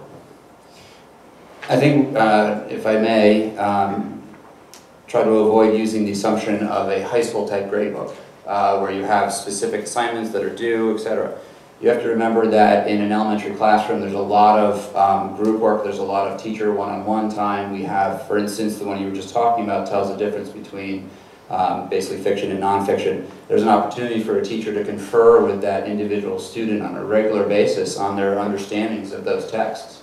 So then there's also multiple opportunities where you can do very small, quick, what we call exit type slips, where it's a very quick assessment. There's also ongoing assessments throughout the course of the trimester for them to get a very more global, holistic view of that, rather than a specific, here's a grade 3, 3, 2, 1, 3, 2, 1 equals a 2+. So it's really is the best understanding, and that's the knowledge, that's the expectation of our teachers, that they'll spend that time, those 60 days, to get to know their students through both formal assessments, for instance, like a map that we've currently introduced. That's a baseline for them to get an understanding of their students, as well as pre-assessments on every unit to get an understanding, and then targeted individual instruction for those students. So it's through the course of the year, of the trimester, for them to get an understanding of their students. I'm sure Mr. Testa may have some additional thoughts on how we gather assessments and data on our students throughout the course of the trimester. See, if I could, I would have expected our teachers to know our students before all of these standards were articulated. So I don't understand why all of that needs to be accomplished several times just to get any one of these little blocks filled out with 1, 2, or 3, or 4. It seems like a significant amount of time. There's an objection here to testing, and people want to opt out. It's understandable that people would be reluctant to want to do more than what's done already, and not only in terms of the impact on the student, but the teacher's time as well. When I first became enamored with increasing standards, I had no idea that we were going to come up with this many. To me, it sounded like something better than the grading system that we had. And I thought, well, we'll have some standards now that we didn't have before, and that sounded like a good idea. Right now, this doesn't sound like such a good idea. It's as simple as I can put it. And I don't know what we have to do to make this more user-friendly and not a burden on both students and teachers. Can I ask a question as a follow-up to that? I think Mr. Testa said that all of these standards are not all done in one trimester. Is that correct? So you might not see, some of these might not have a grade because they might not cover it until the next trimester. There's also a lot of overlap. For example, if you look at that first band of the mathematical practices, every lesson starts with an application problem. So every single day, the teachers could collect data on the students' problem-solving abilities. Usually what they do is students will work in groups, small groups or in pairs to solve some of those application problems. However, once a week, the teacher may ask the student to work independently, and then they can use that as piece of evidence. So it's not really anything in addition that they're already doing on the components of a lesson. So there's always an application problem. There's also always an exit slip. So that exit slip really speaks to the lesson's objective. A lot of the objectives here, there is layover. So you would never really just look, any assessment that the students are taking, for example, for Unit 1, it incorporates all of these standards. So it's not like you have to create anything new, and you're not going to just assess in isolation. You're assessing in there's a lot of overlap of a lot of the standards that you're doing. So you're never doing it in isolation. Teachers are not creating single-minded assessments that just focus on one standard. It's really a big picture of how students are doing, and our assessments include multiple standards. Can I ask, so our minimum expectations for our students would be that they get 3s by the end of the 3rd trimester? Would that be accurate to say? Correct. Okay. Yes. A 4 really are students that are really exceeding that district standards, and we can share at a future meeting the key that really explains in detail each one of those academic key indicators. Mr. Stansel. 2 quick questions, and they don't have to be answered tonight if we're going to have a more lengthy presentation on this. The first is, are all of these items equally weighted in terms of what's important? And then my second one would be regarding the identification of gifted and talented students. If this would in fact play into that identification that we are required to do. Just something to think about for the larger presentation. Mrs. Arden. You may have answered my question, Mr. Burt. You referenced 1,000-word narrative. Thank you. Is that so that teachers can comment on the report card? Is that what you're talking about? Okay, so there is an opportunity to know my students' effort and attitude, that kind of thing. Through the chair. Again, these are just, art is not in here, music is not in here. This was just an introduction to the broader standards for these 2 areas. We have a whole separate set of standards for those climate behavioral expectations that is assessed, and those are ones that were on our current report card, and they were again revised with another committee and brought back to this report card. So, did I hear that there will be another more in-depth presentation? Yes. You're alluding to that. Okay. I have the same question that Paul has about identifying those students who are, when they come into the 1st grade, are already exceeding the district standards. How then is that child measured, assessed with regard to the district standards? I'd be curious about those kids who are well beyond. I know how the kids who are not functioning are identified, but gifted and talented, I'm wondering how they're identified. Mr. Kemp. This 1,000-word narrative, which is a new term for me this evening, is that per student, per trimester, or is that per student, per trimester, per subject? Let me clarify. I'm sorry if I said 1,000 words. It's 1,000 characters. So that's because it's 1,000 words would be 4 pages from my college days. So 1,000 characters. Essentially, it's a text box, a paragraph of a narrative. So that is, there's a space for each trimester, and it's for every student. But what about every subject? Do they have to write that paragraph for math, one for English, one for? Is a single box the teacher is able to put whatever narrative they prefer in there. For any subject. But not for each subject? It's not one box per subject, no. No. All right, thank you. I just want to say I'm very happy to hear that there is still the opportunity for the narrative, and I also believe that within the parent-teacher conferences regularly, a lot of this information will be explained in layman's terms to the parents, because that's what that connection with the parent and the teacher is so important.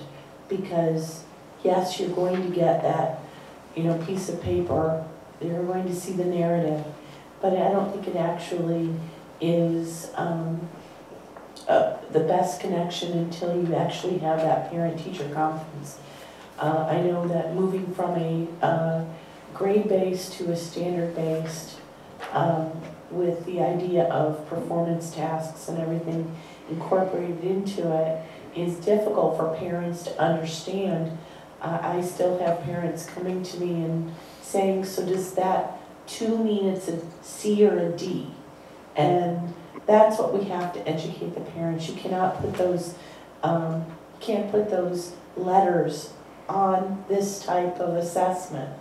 And it's so important that we really, try to get the word out first, and then make sure that we follow up and make sure that the teachers work with the parents to get that understanding through. It's going to be a bit of a, learning curve with the parents, but I think with a lot of work educating parents as well as getting a lot of things out there so they have a full understanding of where they're going. I truly think that there are less standards that the teachers have to key in grades for than there were on the old report card. And I like that it's streamlined. I know there's going to be some areas for behavior and things like that, but I think it's quite a user-friendly, with the terms defined,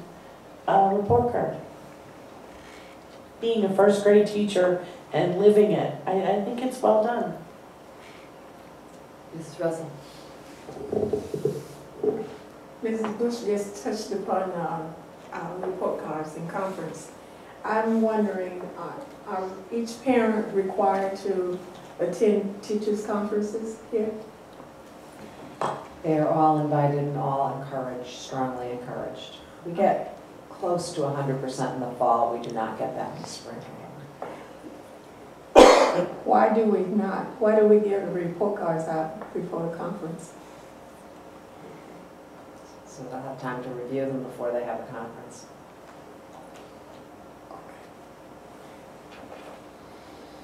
Thank you. Could you share with us the current report card, and just email it to us so we can compare what differences might be? That might help too. Does anybody else have any other comments? If the student is not meeting up to the standards, what is your next approach? Through the chair, that is the whole basis of what we're trying to help our teachers do, is to constantly know where the students are. And that the purpose of the report cards is to say, at certain points throughout the year, this is where your child is. And that's the balance. Do we have 5 standards here, or do we have 50 standards here? My child's, at my town, I have a 4-page report card that we have to go through. And for the most part, I'm fairly educated in terms of education speak. I don't understand my own kid's report card. So are we perfect with this? No, but we're getting there. In terms of progress, that's the whole point of this, is to give some information to parents to say specifically, your child doesn't know how to explain problem-solving strategies, and this is what we've been working on. And this is the things we've been trying to do. And this is how I know that, as a teacher, I know they're not able to do this, but they've made significant progress since October. It's now November, and we'll continue to work in this area so they continue to exceed. But also, just because you're at a 3 doesn't mean we're not going to continually push you to excel to the 4. So, if you're starting at a 3, we can't just say you're going to progress to a 3 throughout this year. We want to try to push you, although keeping in mind that the difficulty increases over time as well throughout the, to maintain the 3 does mean you're progressing. So there's a lot of things, elements to this, and there's a lot of important things, but it does really speak to our philosophy that it's not, we're not doing multiple tests and multiple assignments, we're not teaching to test. What we're doing is we're doing quick assessments to understand where our students are so we can adjust the instruction for individual students, for small groups of students. Let's say I missed teaching a concept yesterday, nobody in the class got it. I'm going to go back and reteach that today because I can't move on to the next one. So we give the freedom to the teachers to do that. We've created curriculum guides that are 15 pages long and trying not to write daily lessons. Even we do give that support in certain grades, K through 3. We've developed some daily guides, but it's not a lockstep menu that says if it's Tuesday you have to do this lesson plan.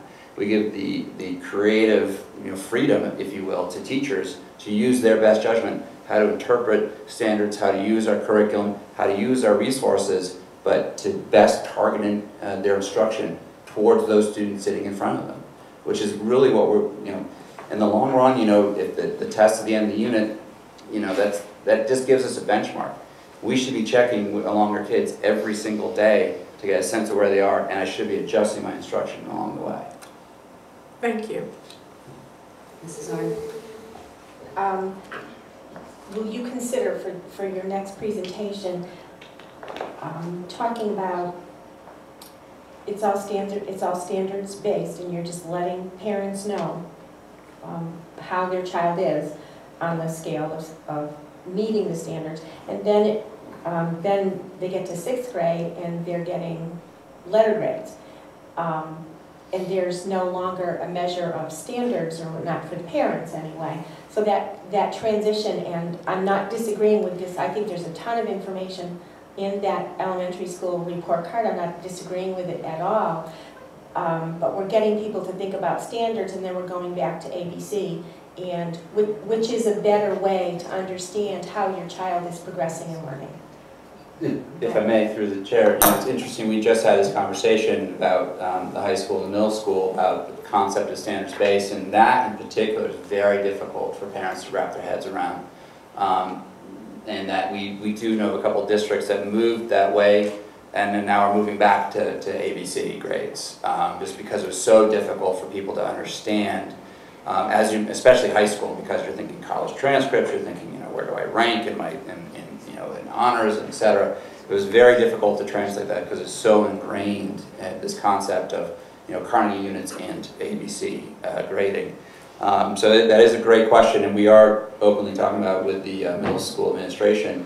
And there are hybrids out there where you take these standards and then, for instance, create that summative grade, as you asked before. So if I took all these together, could we come up with, B+, some way to do that? The nice thing about this too, in some cases, is that we've separated out the behavior, as a separate grading system. It's a whole other section of the report card. I will bring an example of a previous report card, and I'll try to put together one that a mock-up of what you might actually look like for the next meeting. But one of the debates that I had in my previous role with social studies teachers was that, well, if I hand an assignment as a high school teacher, you hand it in a day late, or I'll give you a very clear example, a student got a 96 on a test, but they didn't put their name on it. This is a major test, so the teacher took off 10 points.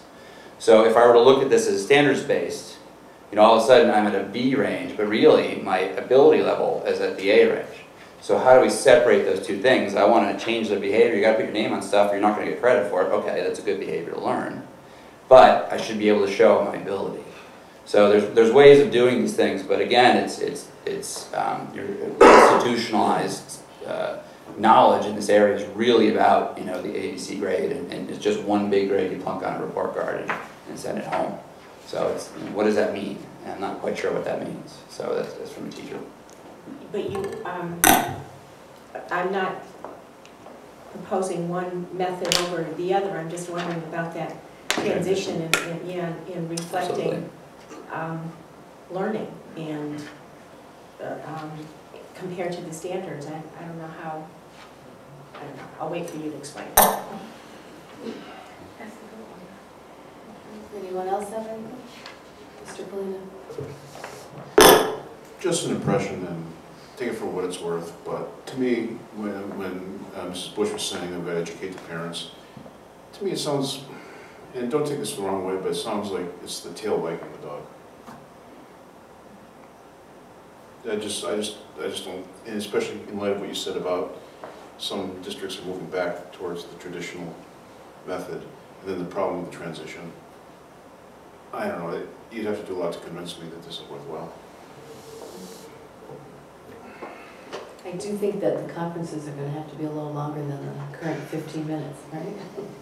For next year, possibly. Okay, anybody else have any other questions for Mr. Berg? Thank you very much. Thank you. Okay, now we'll move on to general business 7.1, reports from Board of Ed liaisons regarding attendance at organizations and committee meetings. Anybody have anything to report? Mrs. Bush. Yes, I attended the Northeast School PTO on March 10th, and they were reporting all the different things that they're doing to help the school.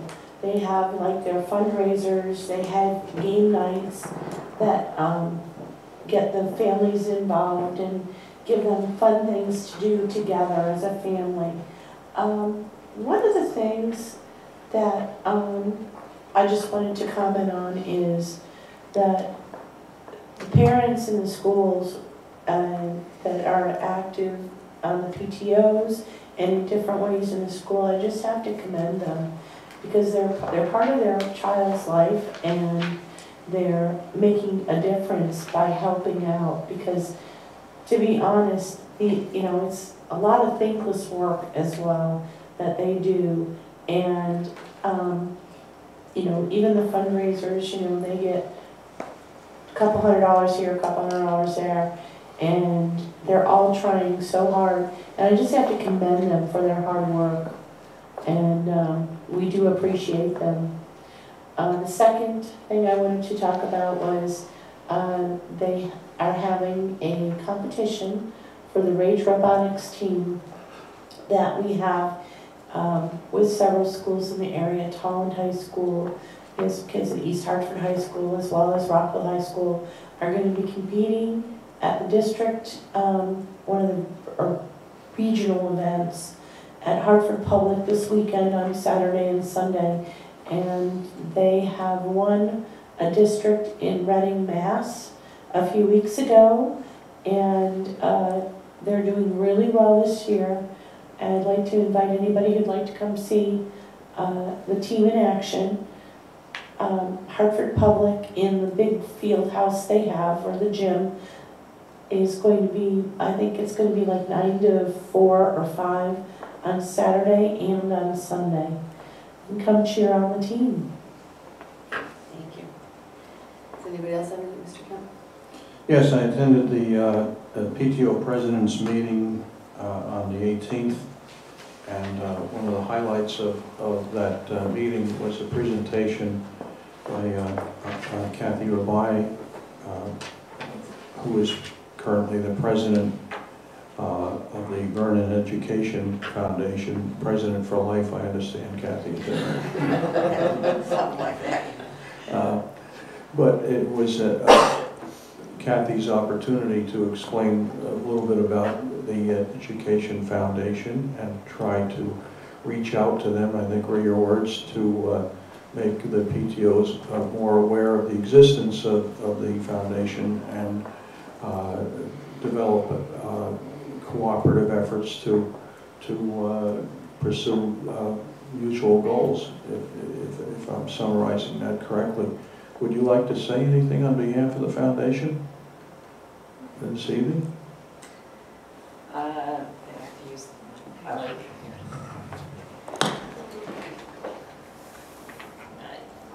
Caught me off guard here, Dave. I appreciate the little pitch, though. Part of my efforts is going to be to try to get the Education Foundation, which has been in existence for 12 years, more out in public view, and make a bigger difference for education globally in Vernon. So that's what I'll be striving for. And if anyone is interested in being involved in any way, we're always looking for young, energetic people. So thank you. You're welcome. The president's also talked about the use of the cafeterias and who got to, which staff member would be present in the cafeteria, and shouldn't they be from the school rather than from another school, and which seems to be the case based on union seniority opportunities, and so I'm not sure where that's really going at this point in time. I think that's a work in progress. Also, they were very interested in the timing of the upcoming annual town meeting at the end of April, which would be followed potentially by a referendum, which would be decided at that time, at the end of April, and what they might want to do to follow up not only with that town meeting, but the potential of driving people to the referendum itself, if it came to be. And they also discussed their issues with 501(c)(3)s and need to work better together, I guess, so that the different PTOs can resolve their 501(c)(3) issues. That's it. Anyone else have anything? This is our... Tommy and I were going to volunteer for the Vernon Education Association until Kathy said that you had to be young and energetic. Yeah. There you go. You're perfect. That's why I kind of dropped out. Okay, anyone else? Okay, I went to the Center Road School PTO meeting. They had a very successful school fair a couple weeks ago. Their jump rope for heart earned over almost $4,500. And they are now starting a school-wide book club, which I think sounds very interesting. Every student in the school is going to get a copy of the same book, K through 5. And the kickoff day is after April break, so I'll be interested to see how that works. It sounds pretty neat. And I know the School Wellness Committee, Chris Optis has sent out an email to try to organize the first meeting.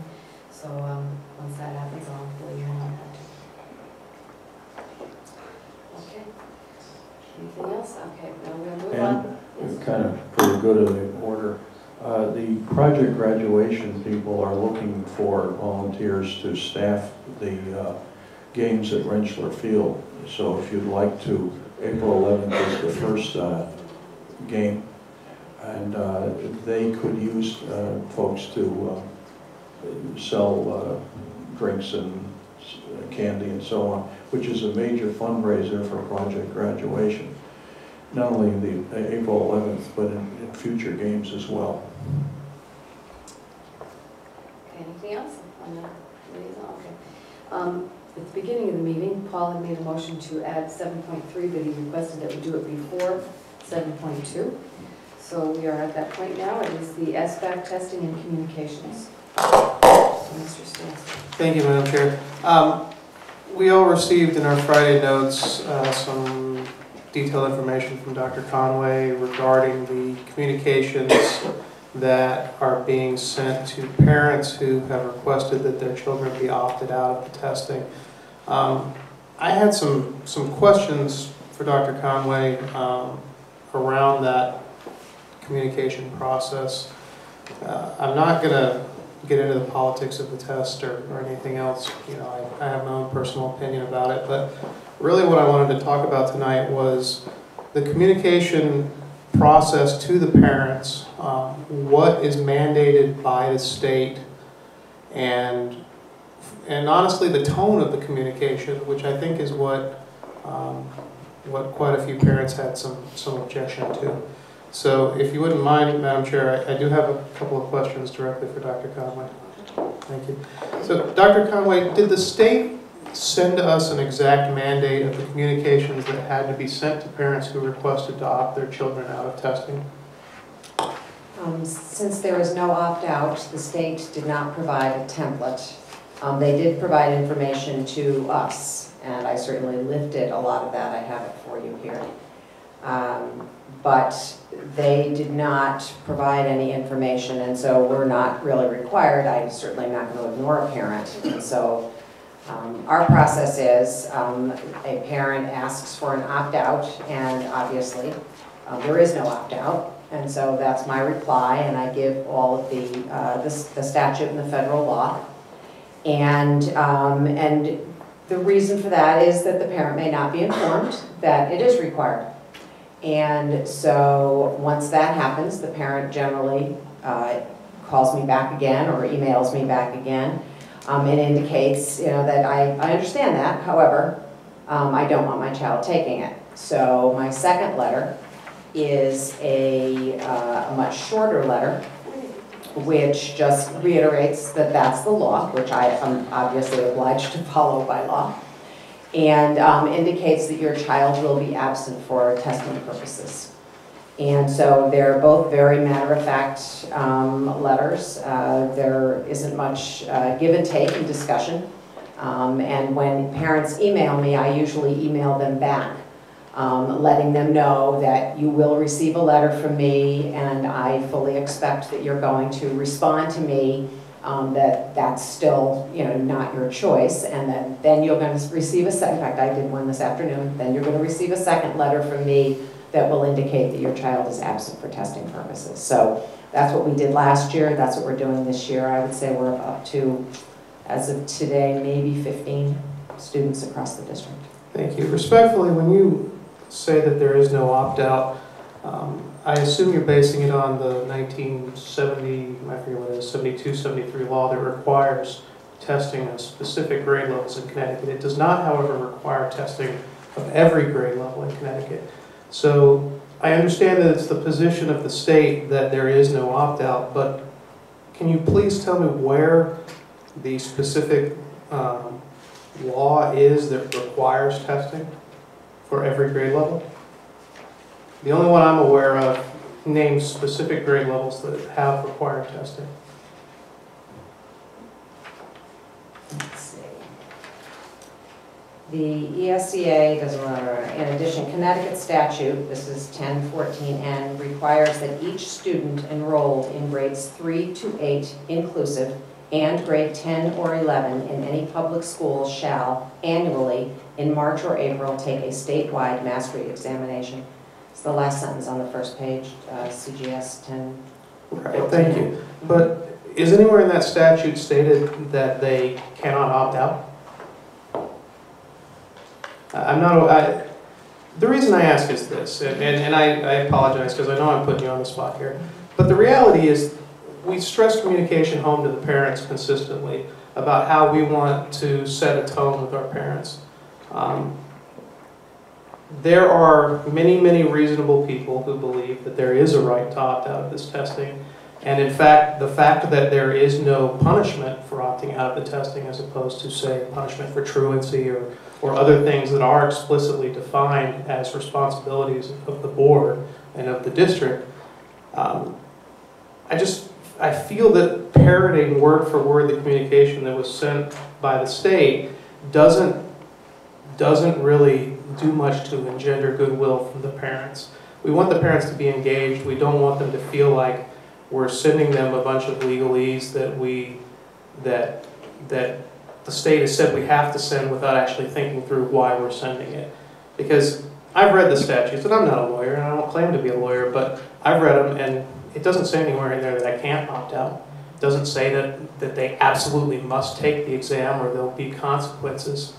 The only individual thing that I'm aware of that we use those tests for today are identification of gifted and talented students.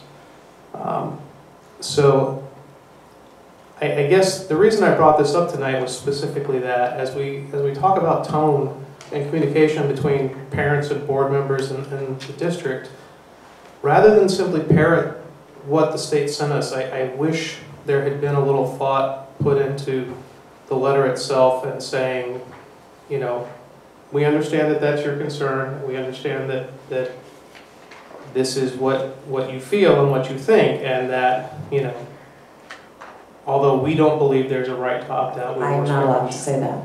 Why not? It's against the law. I cannot say, you can say that as a board. I could even put that in the letter, but I am not allowed to break the law, and I have to uphold the laws of the state of Connecticut. But there is no law in the state of Connecticut that says that. And it's federal law, ESCA, as well. There is no provision for opt-out. It says every child will take it. this is required. Well, I understand that that's the state of Connecticut's position. That, however, is not the position of quite a few people that read the actual statutes. So that's all I had to say on the subject. Thank you. I'm just curious about states taking positions on the testing. I guess they have to give them what they do with the testing is up to them. I guess Vermont is giving the test, but they're not using those assessments for anything. So I'm just curious about your understanding. We're required to give them, are we required to use them? And how are other states handling this? Because it appears to me that there's a wide range of participation, interpretation, assessment, and what other states are going to, or even districts are going to do with the testing. I know there's a superintendent in the southern part of the state who is very opposed to all of this testing and is very vocal about it. Superintendent is away. Well, and he's very vocal about it. So I'm just wondering if we're being told we must and we really mustn't, but we're told that we must, because other states and districts are making different choices than Vernon is. Vernon is making the same choice that all the other towns in the state of Connecticut, including the district you mentioned, are making. We are required to give the test. Do we here use the test? You're absolutely correct. The only thing we use it for is identification of gifted and talented. That is the only ruler we actually have right now for gifted and talented. That's why it starts, identification doesn't start until the 3rd grade. But that is the only ruler right now. I understand Vermont has made a choice. Connecticut could make the same choice, not to use it in any way. That's certainly up to Connecticut. Right here, we don't have to use it. We do have a statute that does require all students to take the CAPT test. Of course, we only have one science test left at the secondary level in order to graduate from high school. And so the state would have to retract or change that particular statute to allow students not to take the test. I will tell you right now, maybe I shouldn't because I'll have phone calls tomorrow, but right now that I don't have one high school student that I haven't heard word from any high school parents about their child not taking the test. These are all actually mostly elementary and a few middle that I've received. So but yes, the state doesn't have to use them. Right now they only use them as a public report card for all of us. They used it, we got funding for it for several things. We had to do school governance councils, so they use it for a few things. But no, they wouldn't have to use it, except right now we do have some statutes that tie it to graduation as well. They don't have to pass it, they just have to take it. So reform needs to start at the state, I understand that, but there is no opportunity for boards of education to push back and say, we're not interested in wasting our students' time. There are other ways to identify gifted and talented students. And we can certainly do that. Now that we have NWEA, we were going to revise that and bring it to the board for approval anyway to look at our identification methods for gifted and talented, since we now have methods that are much more fine-tuned than just that. The only standardized test, excuse me, that we had before this year was the CMT and the CAPT and all of that. So the board could, certainly write a letter to the State Board of Education and to our legislators, and I can certainly facilitate that. And say basically that we'll give your silly test, but it's of no use to us because we have other measures in place. And since both you and Mr. Stansel have opened that door, if I might, now that we do have a nationally normed test that we're giving 3 times a year, this year only twice, but next year 3 times, that truly informs teachers of where their children are on the standards and moves forward. I am not that I've ever been not concerned, but the SBAC does not provide us with information that we can use to improve our children's education in a timely manner. It really is a report card. And so our conversation to you, both Mr. Burt's and mine, to the entire board, is really we need to focus on our the assessments that we're using locally, what we're doing with the results of those assessments, and our progress. We can bring that progress to the board 3 times a year, where we were the previous year, where we are each, right down into the classroom, what's going on, connected to our curriculum, to our other assessments, our local benchmarks in mathematics, and how those are all tied together. So we do not find the SBAC or we will not, we don't have results yet. We're assuming that we will not find that once a year dipstick to be very valuable to us. And so we're very looking forward to using the NWEA assessments and moving forward with those. But certainly we are giving the SBAC and we're giving the CMT and the CAPT in terms of science in 5, 8, and 10. Yeah, 5, 8, and 10. Well, because I'd be curious to know how the board feels about the SBAC.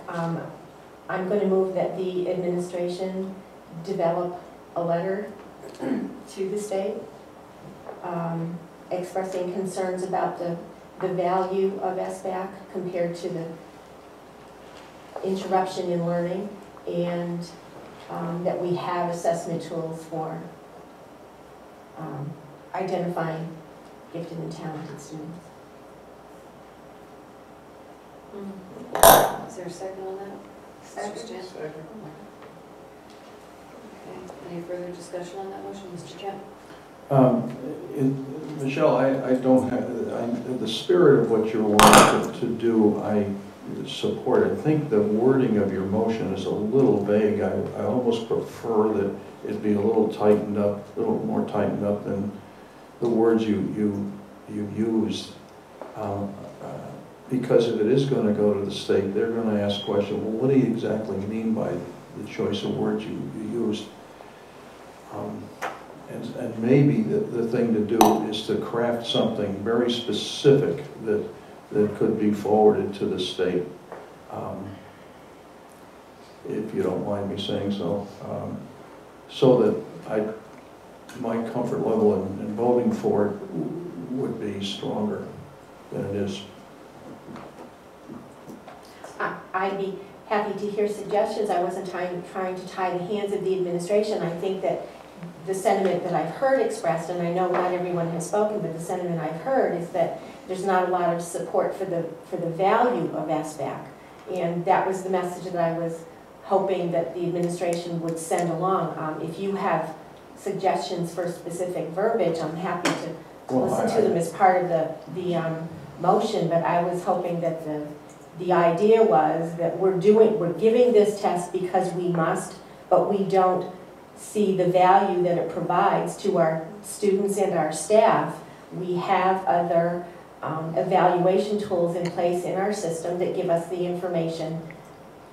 I know, but what you said was, you went on to say, you could end your motion really right there, because you went on to say as compared to, and then that's where it kind of like got a little bit more vague than I would have preferred. Mr. Kemp, I'll say whatever you'd like me to say. I don't know, I didn't, it's your motion. What did I just cut? Okay. What I heard Michelle say, and correct me if I'm wrong, she's requesting that the administration develop a letter to the state citing our concern over the value of the SBAC.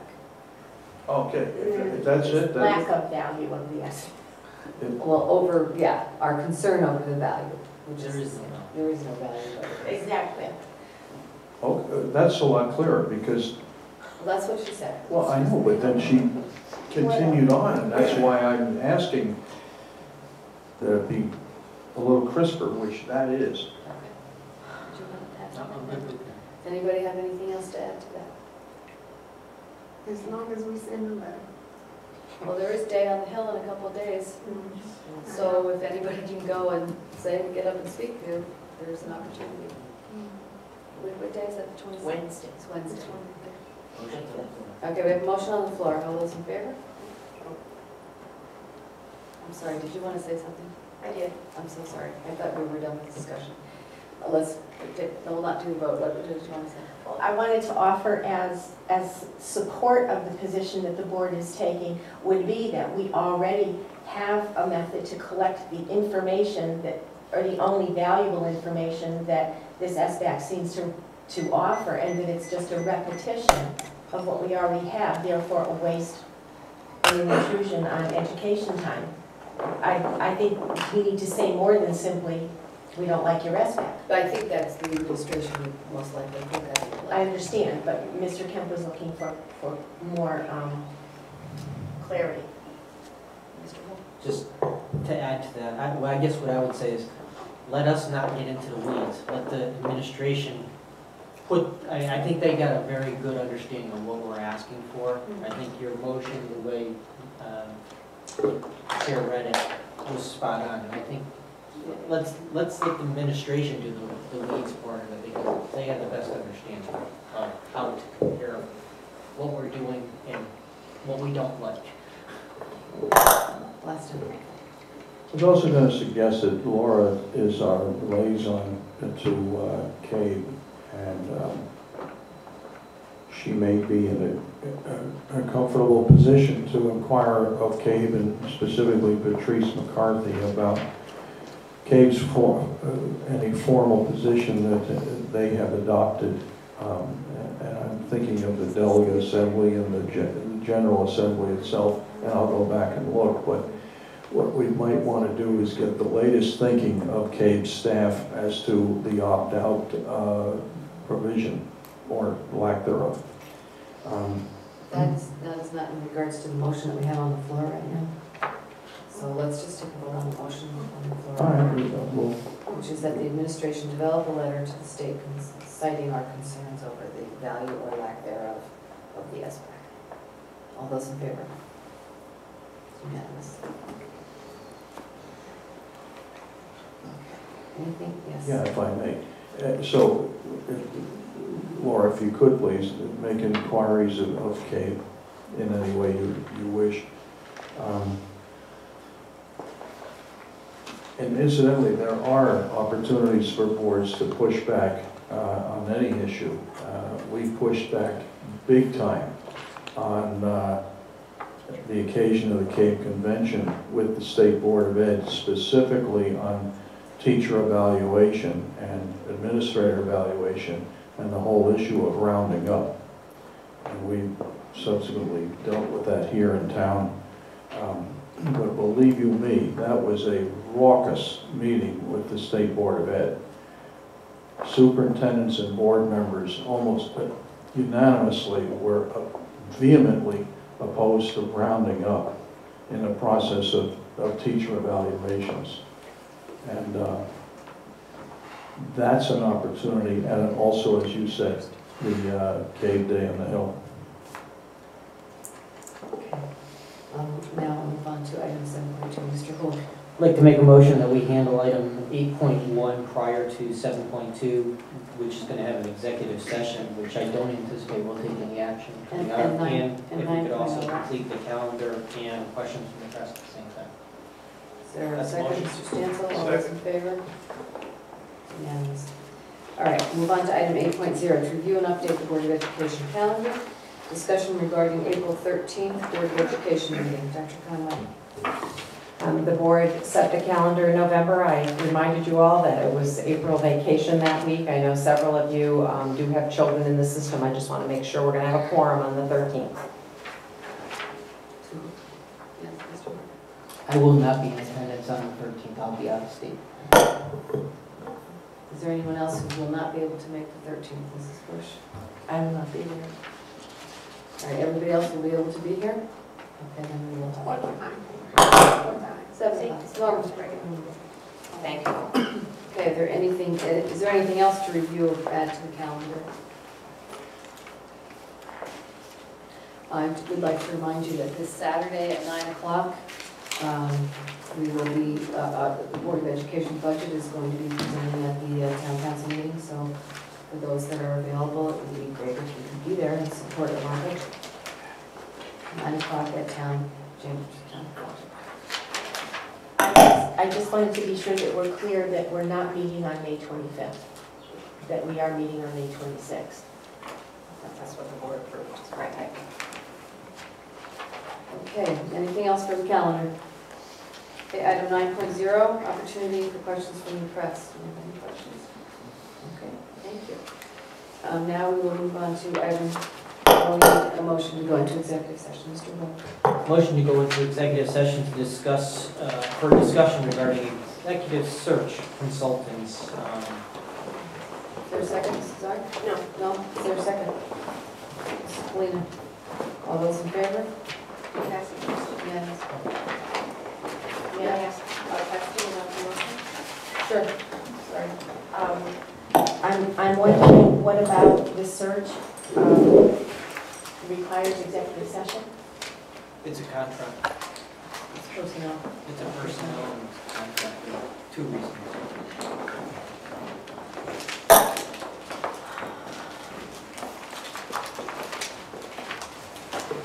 We'll be going into executive session. Oh, yeah, oh, I'm sorry, all those in favor? Unanimous. Okay.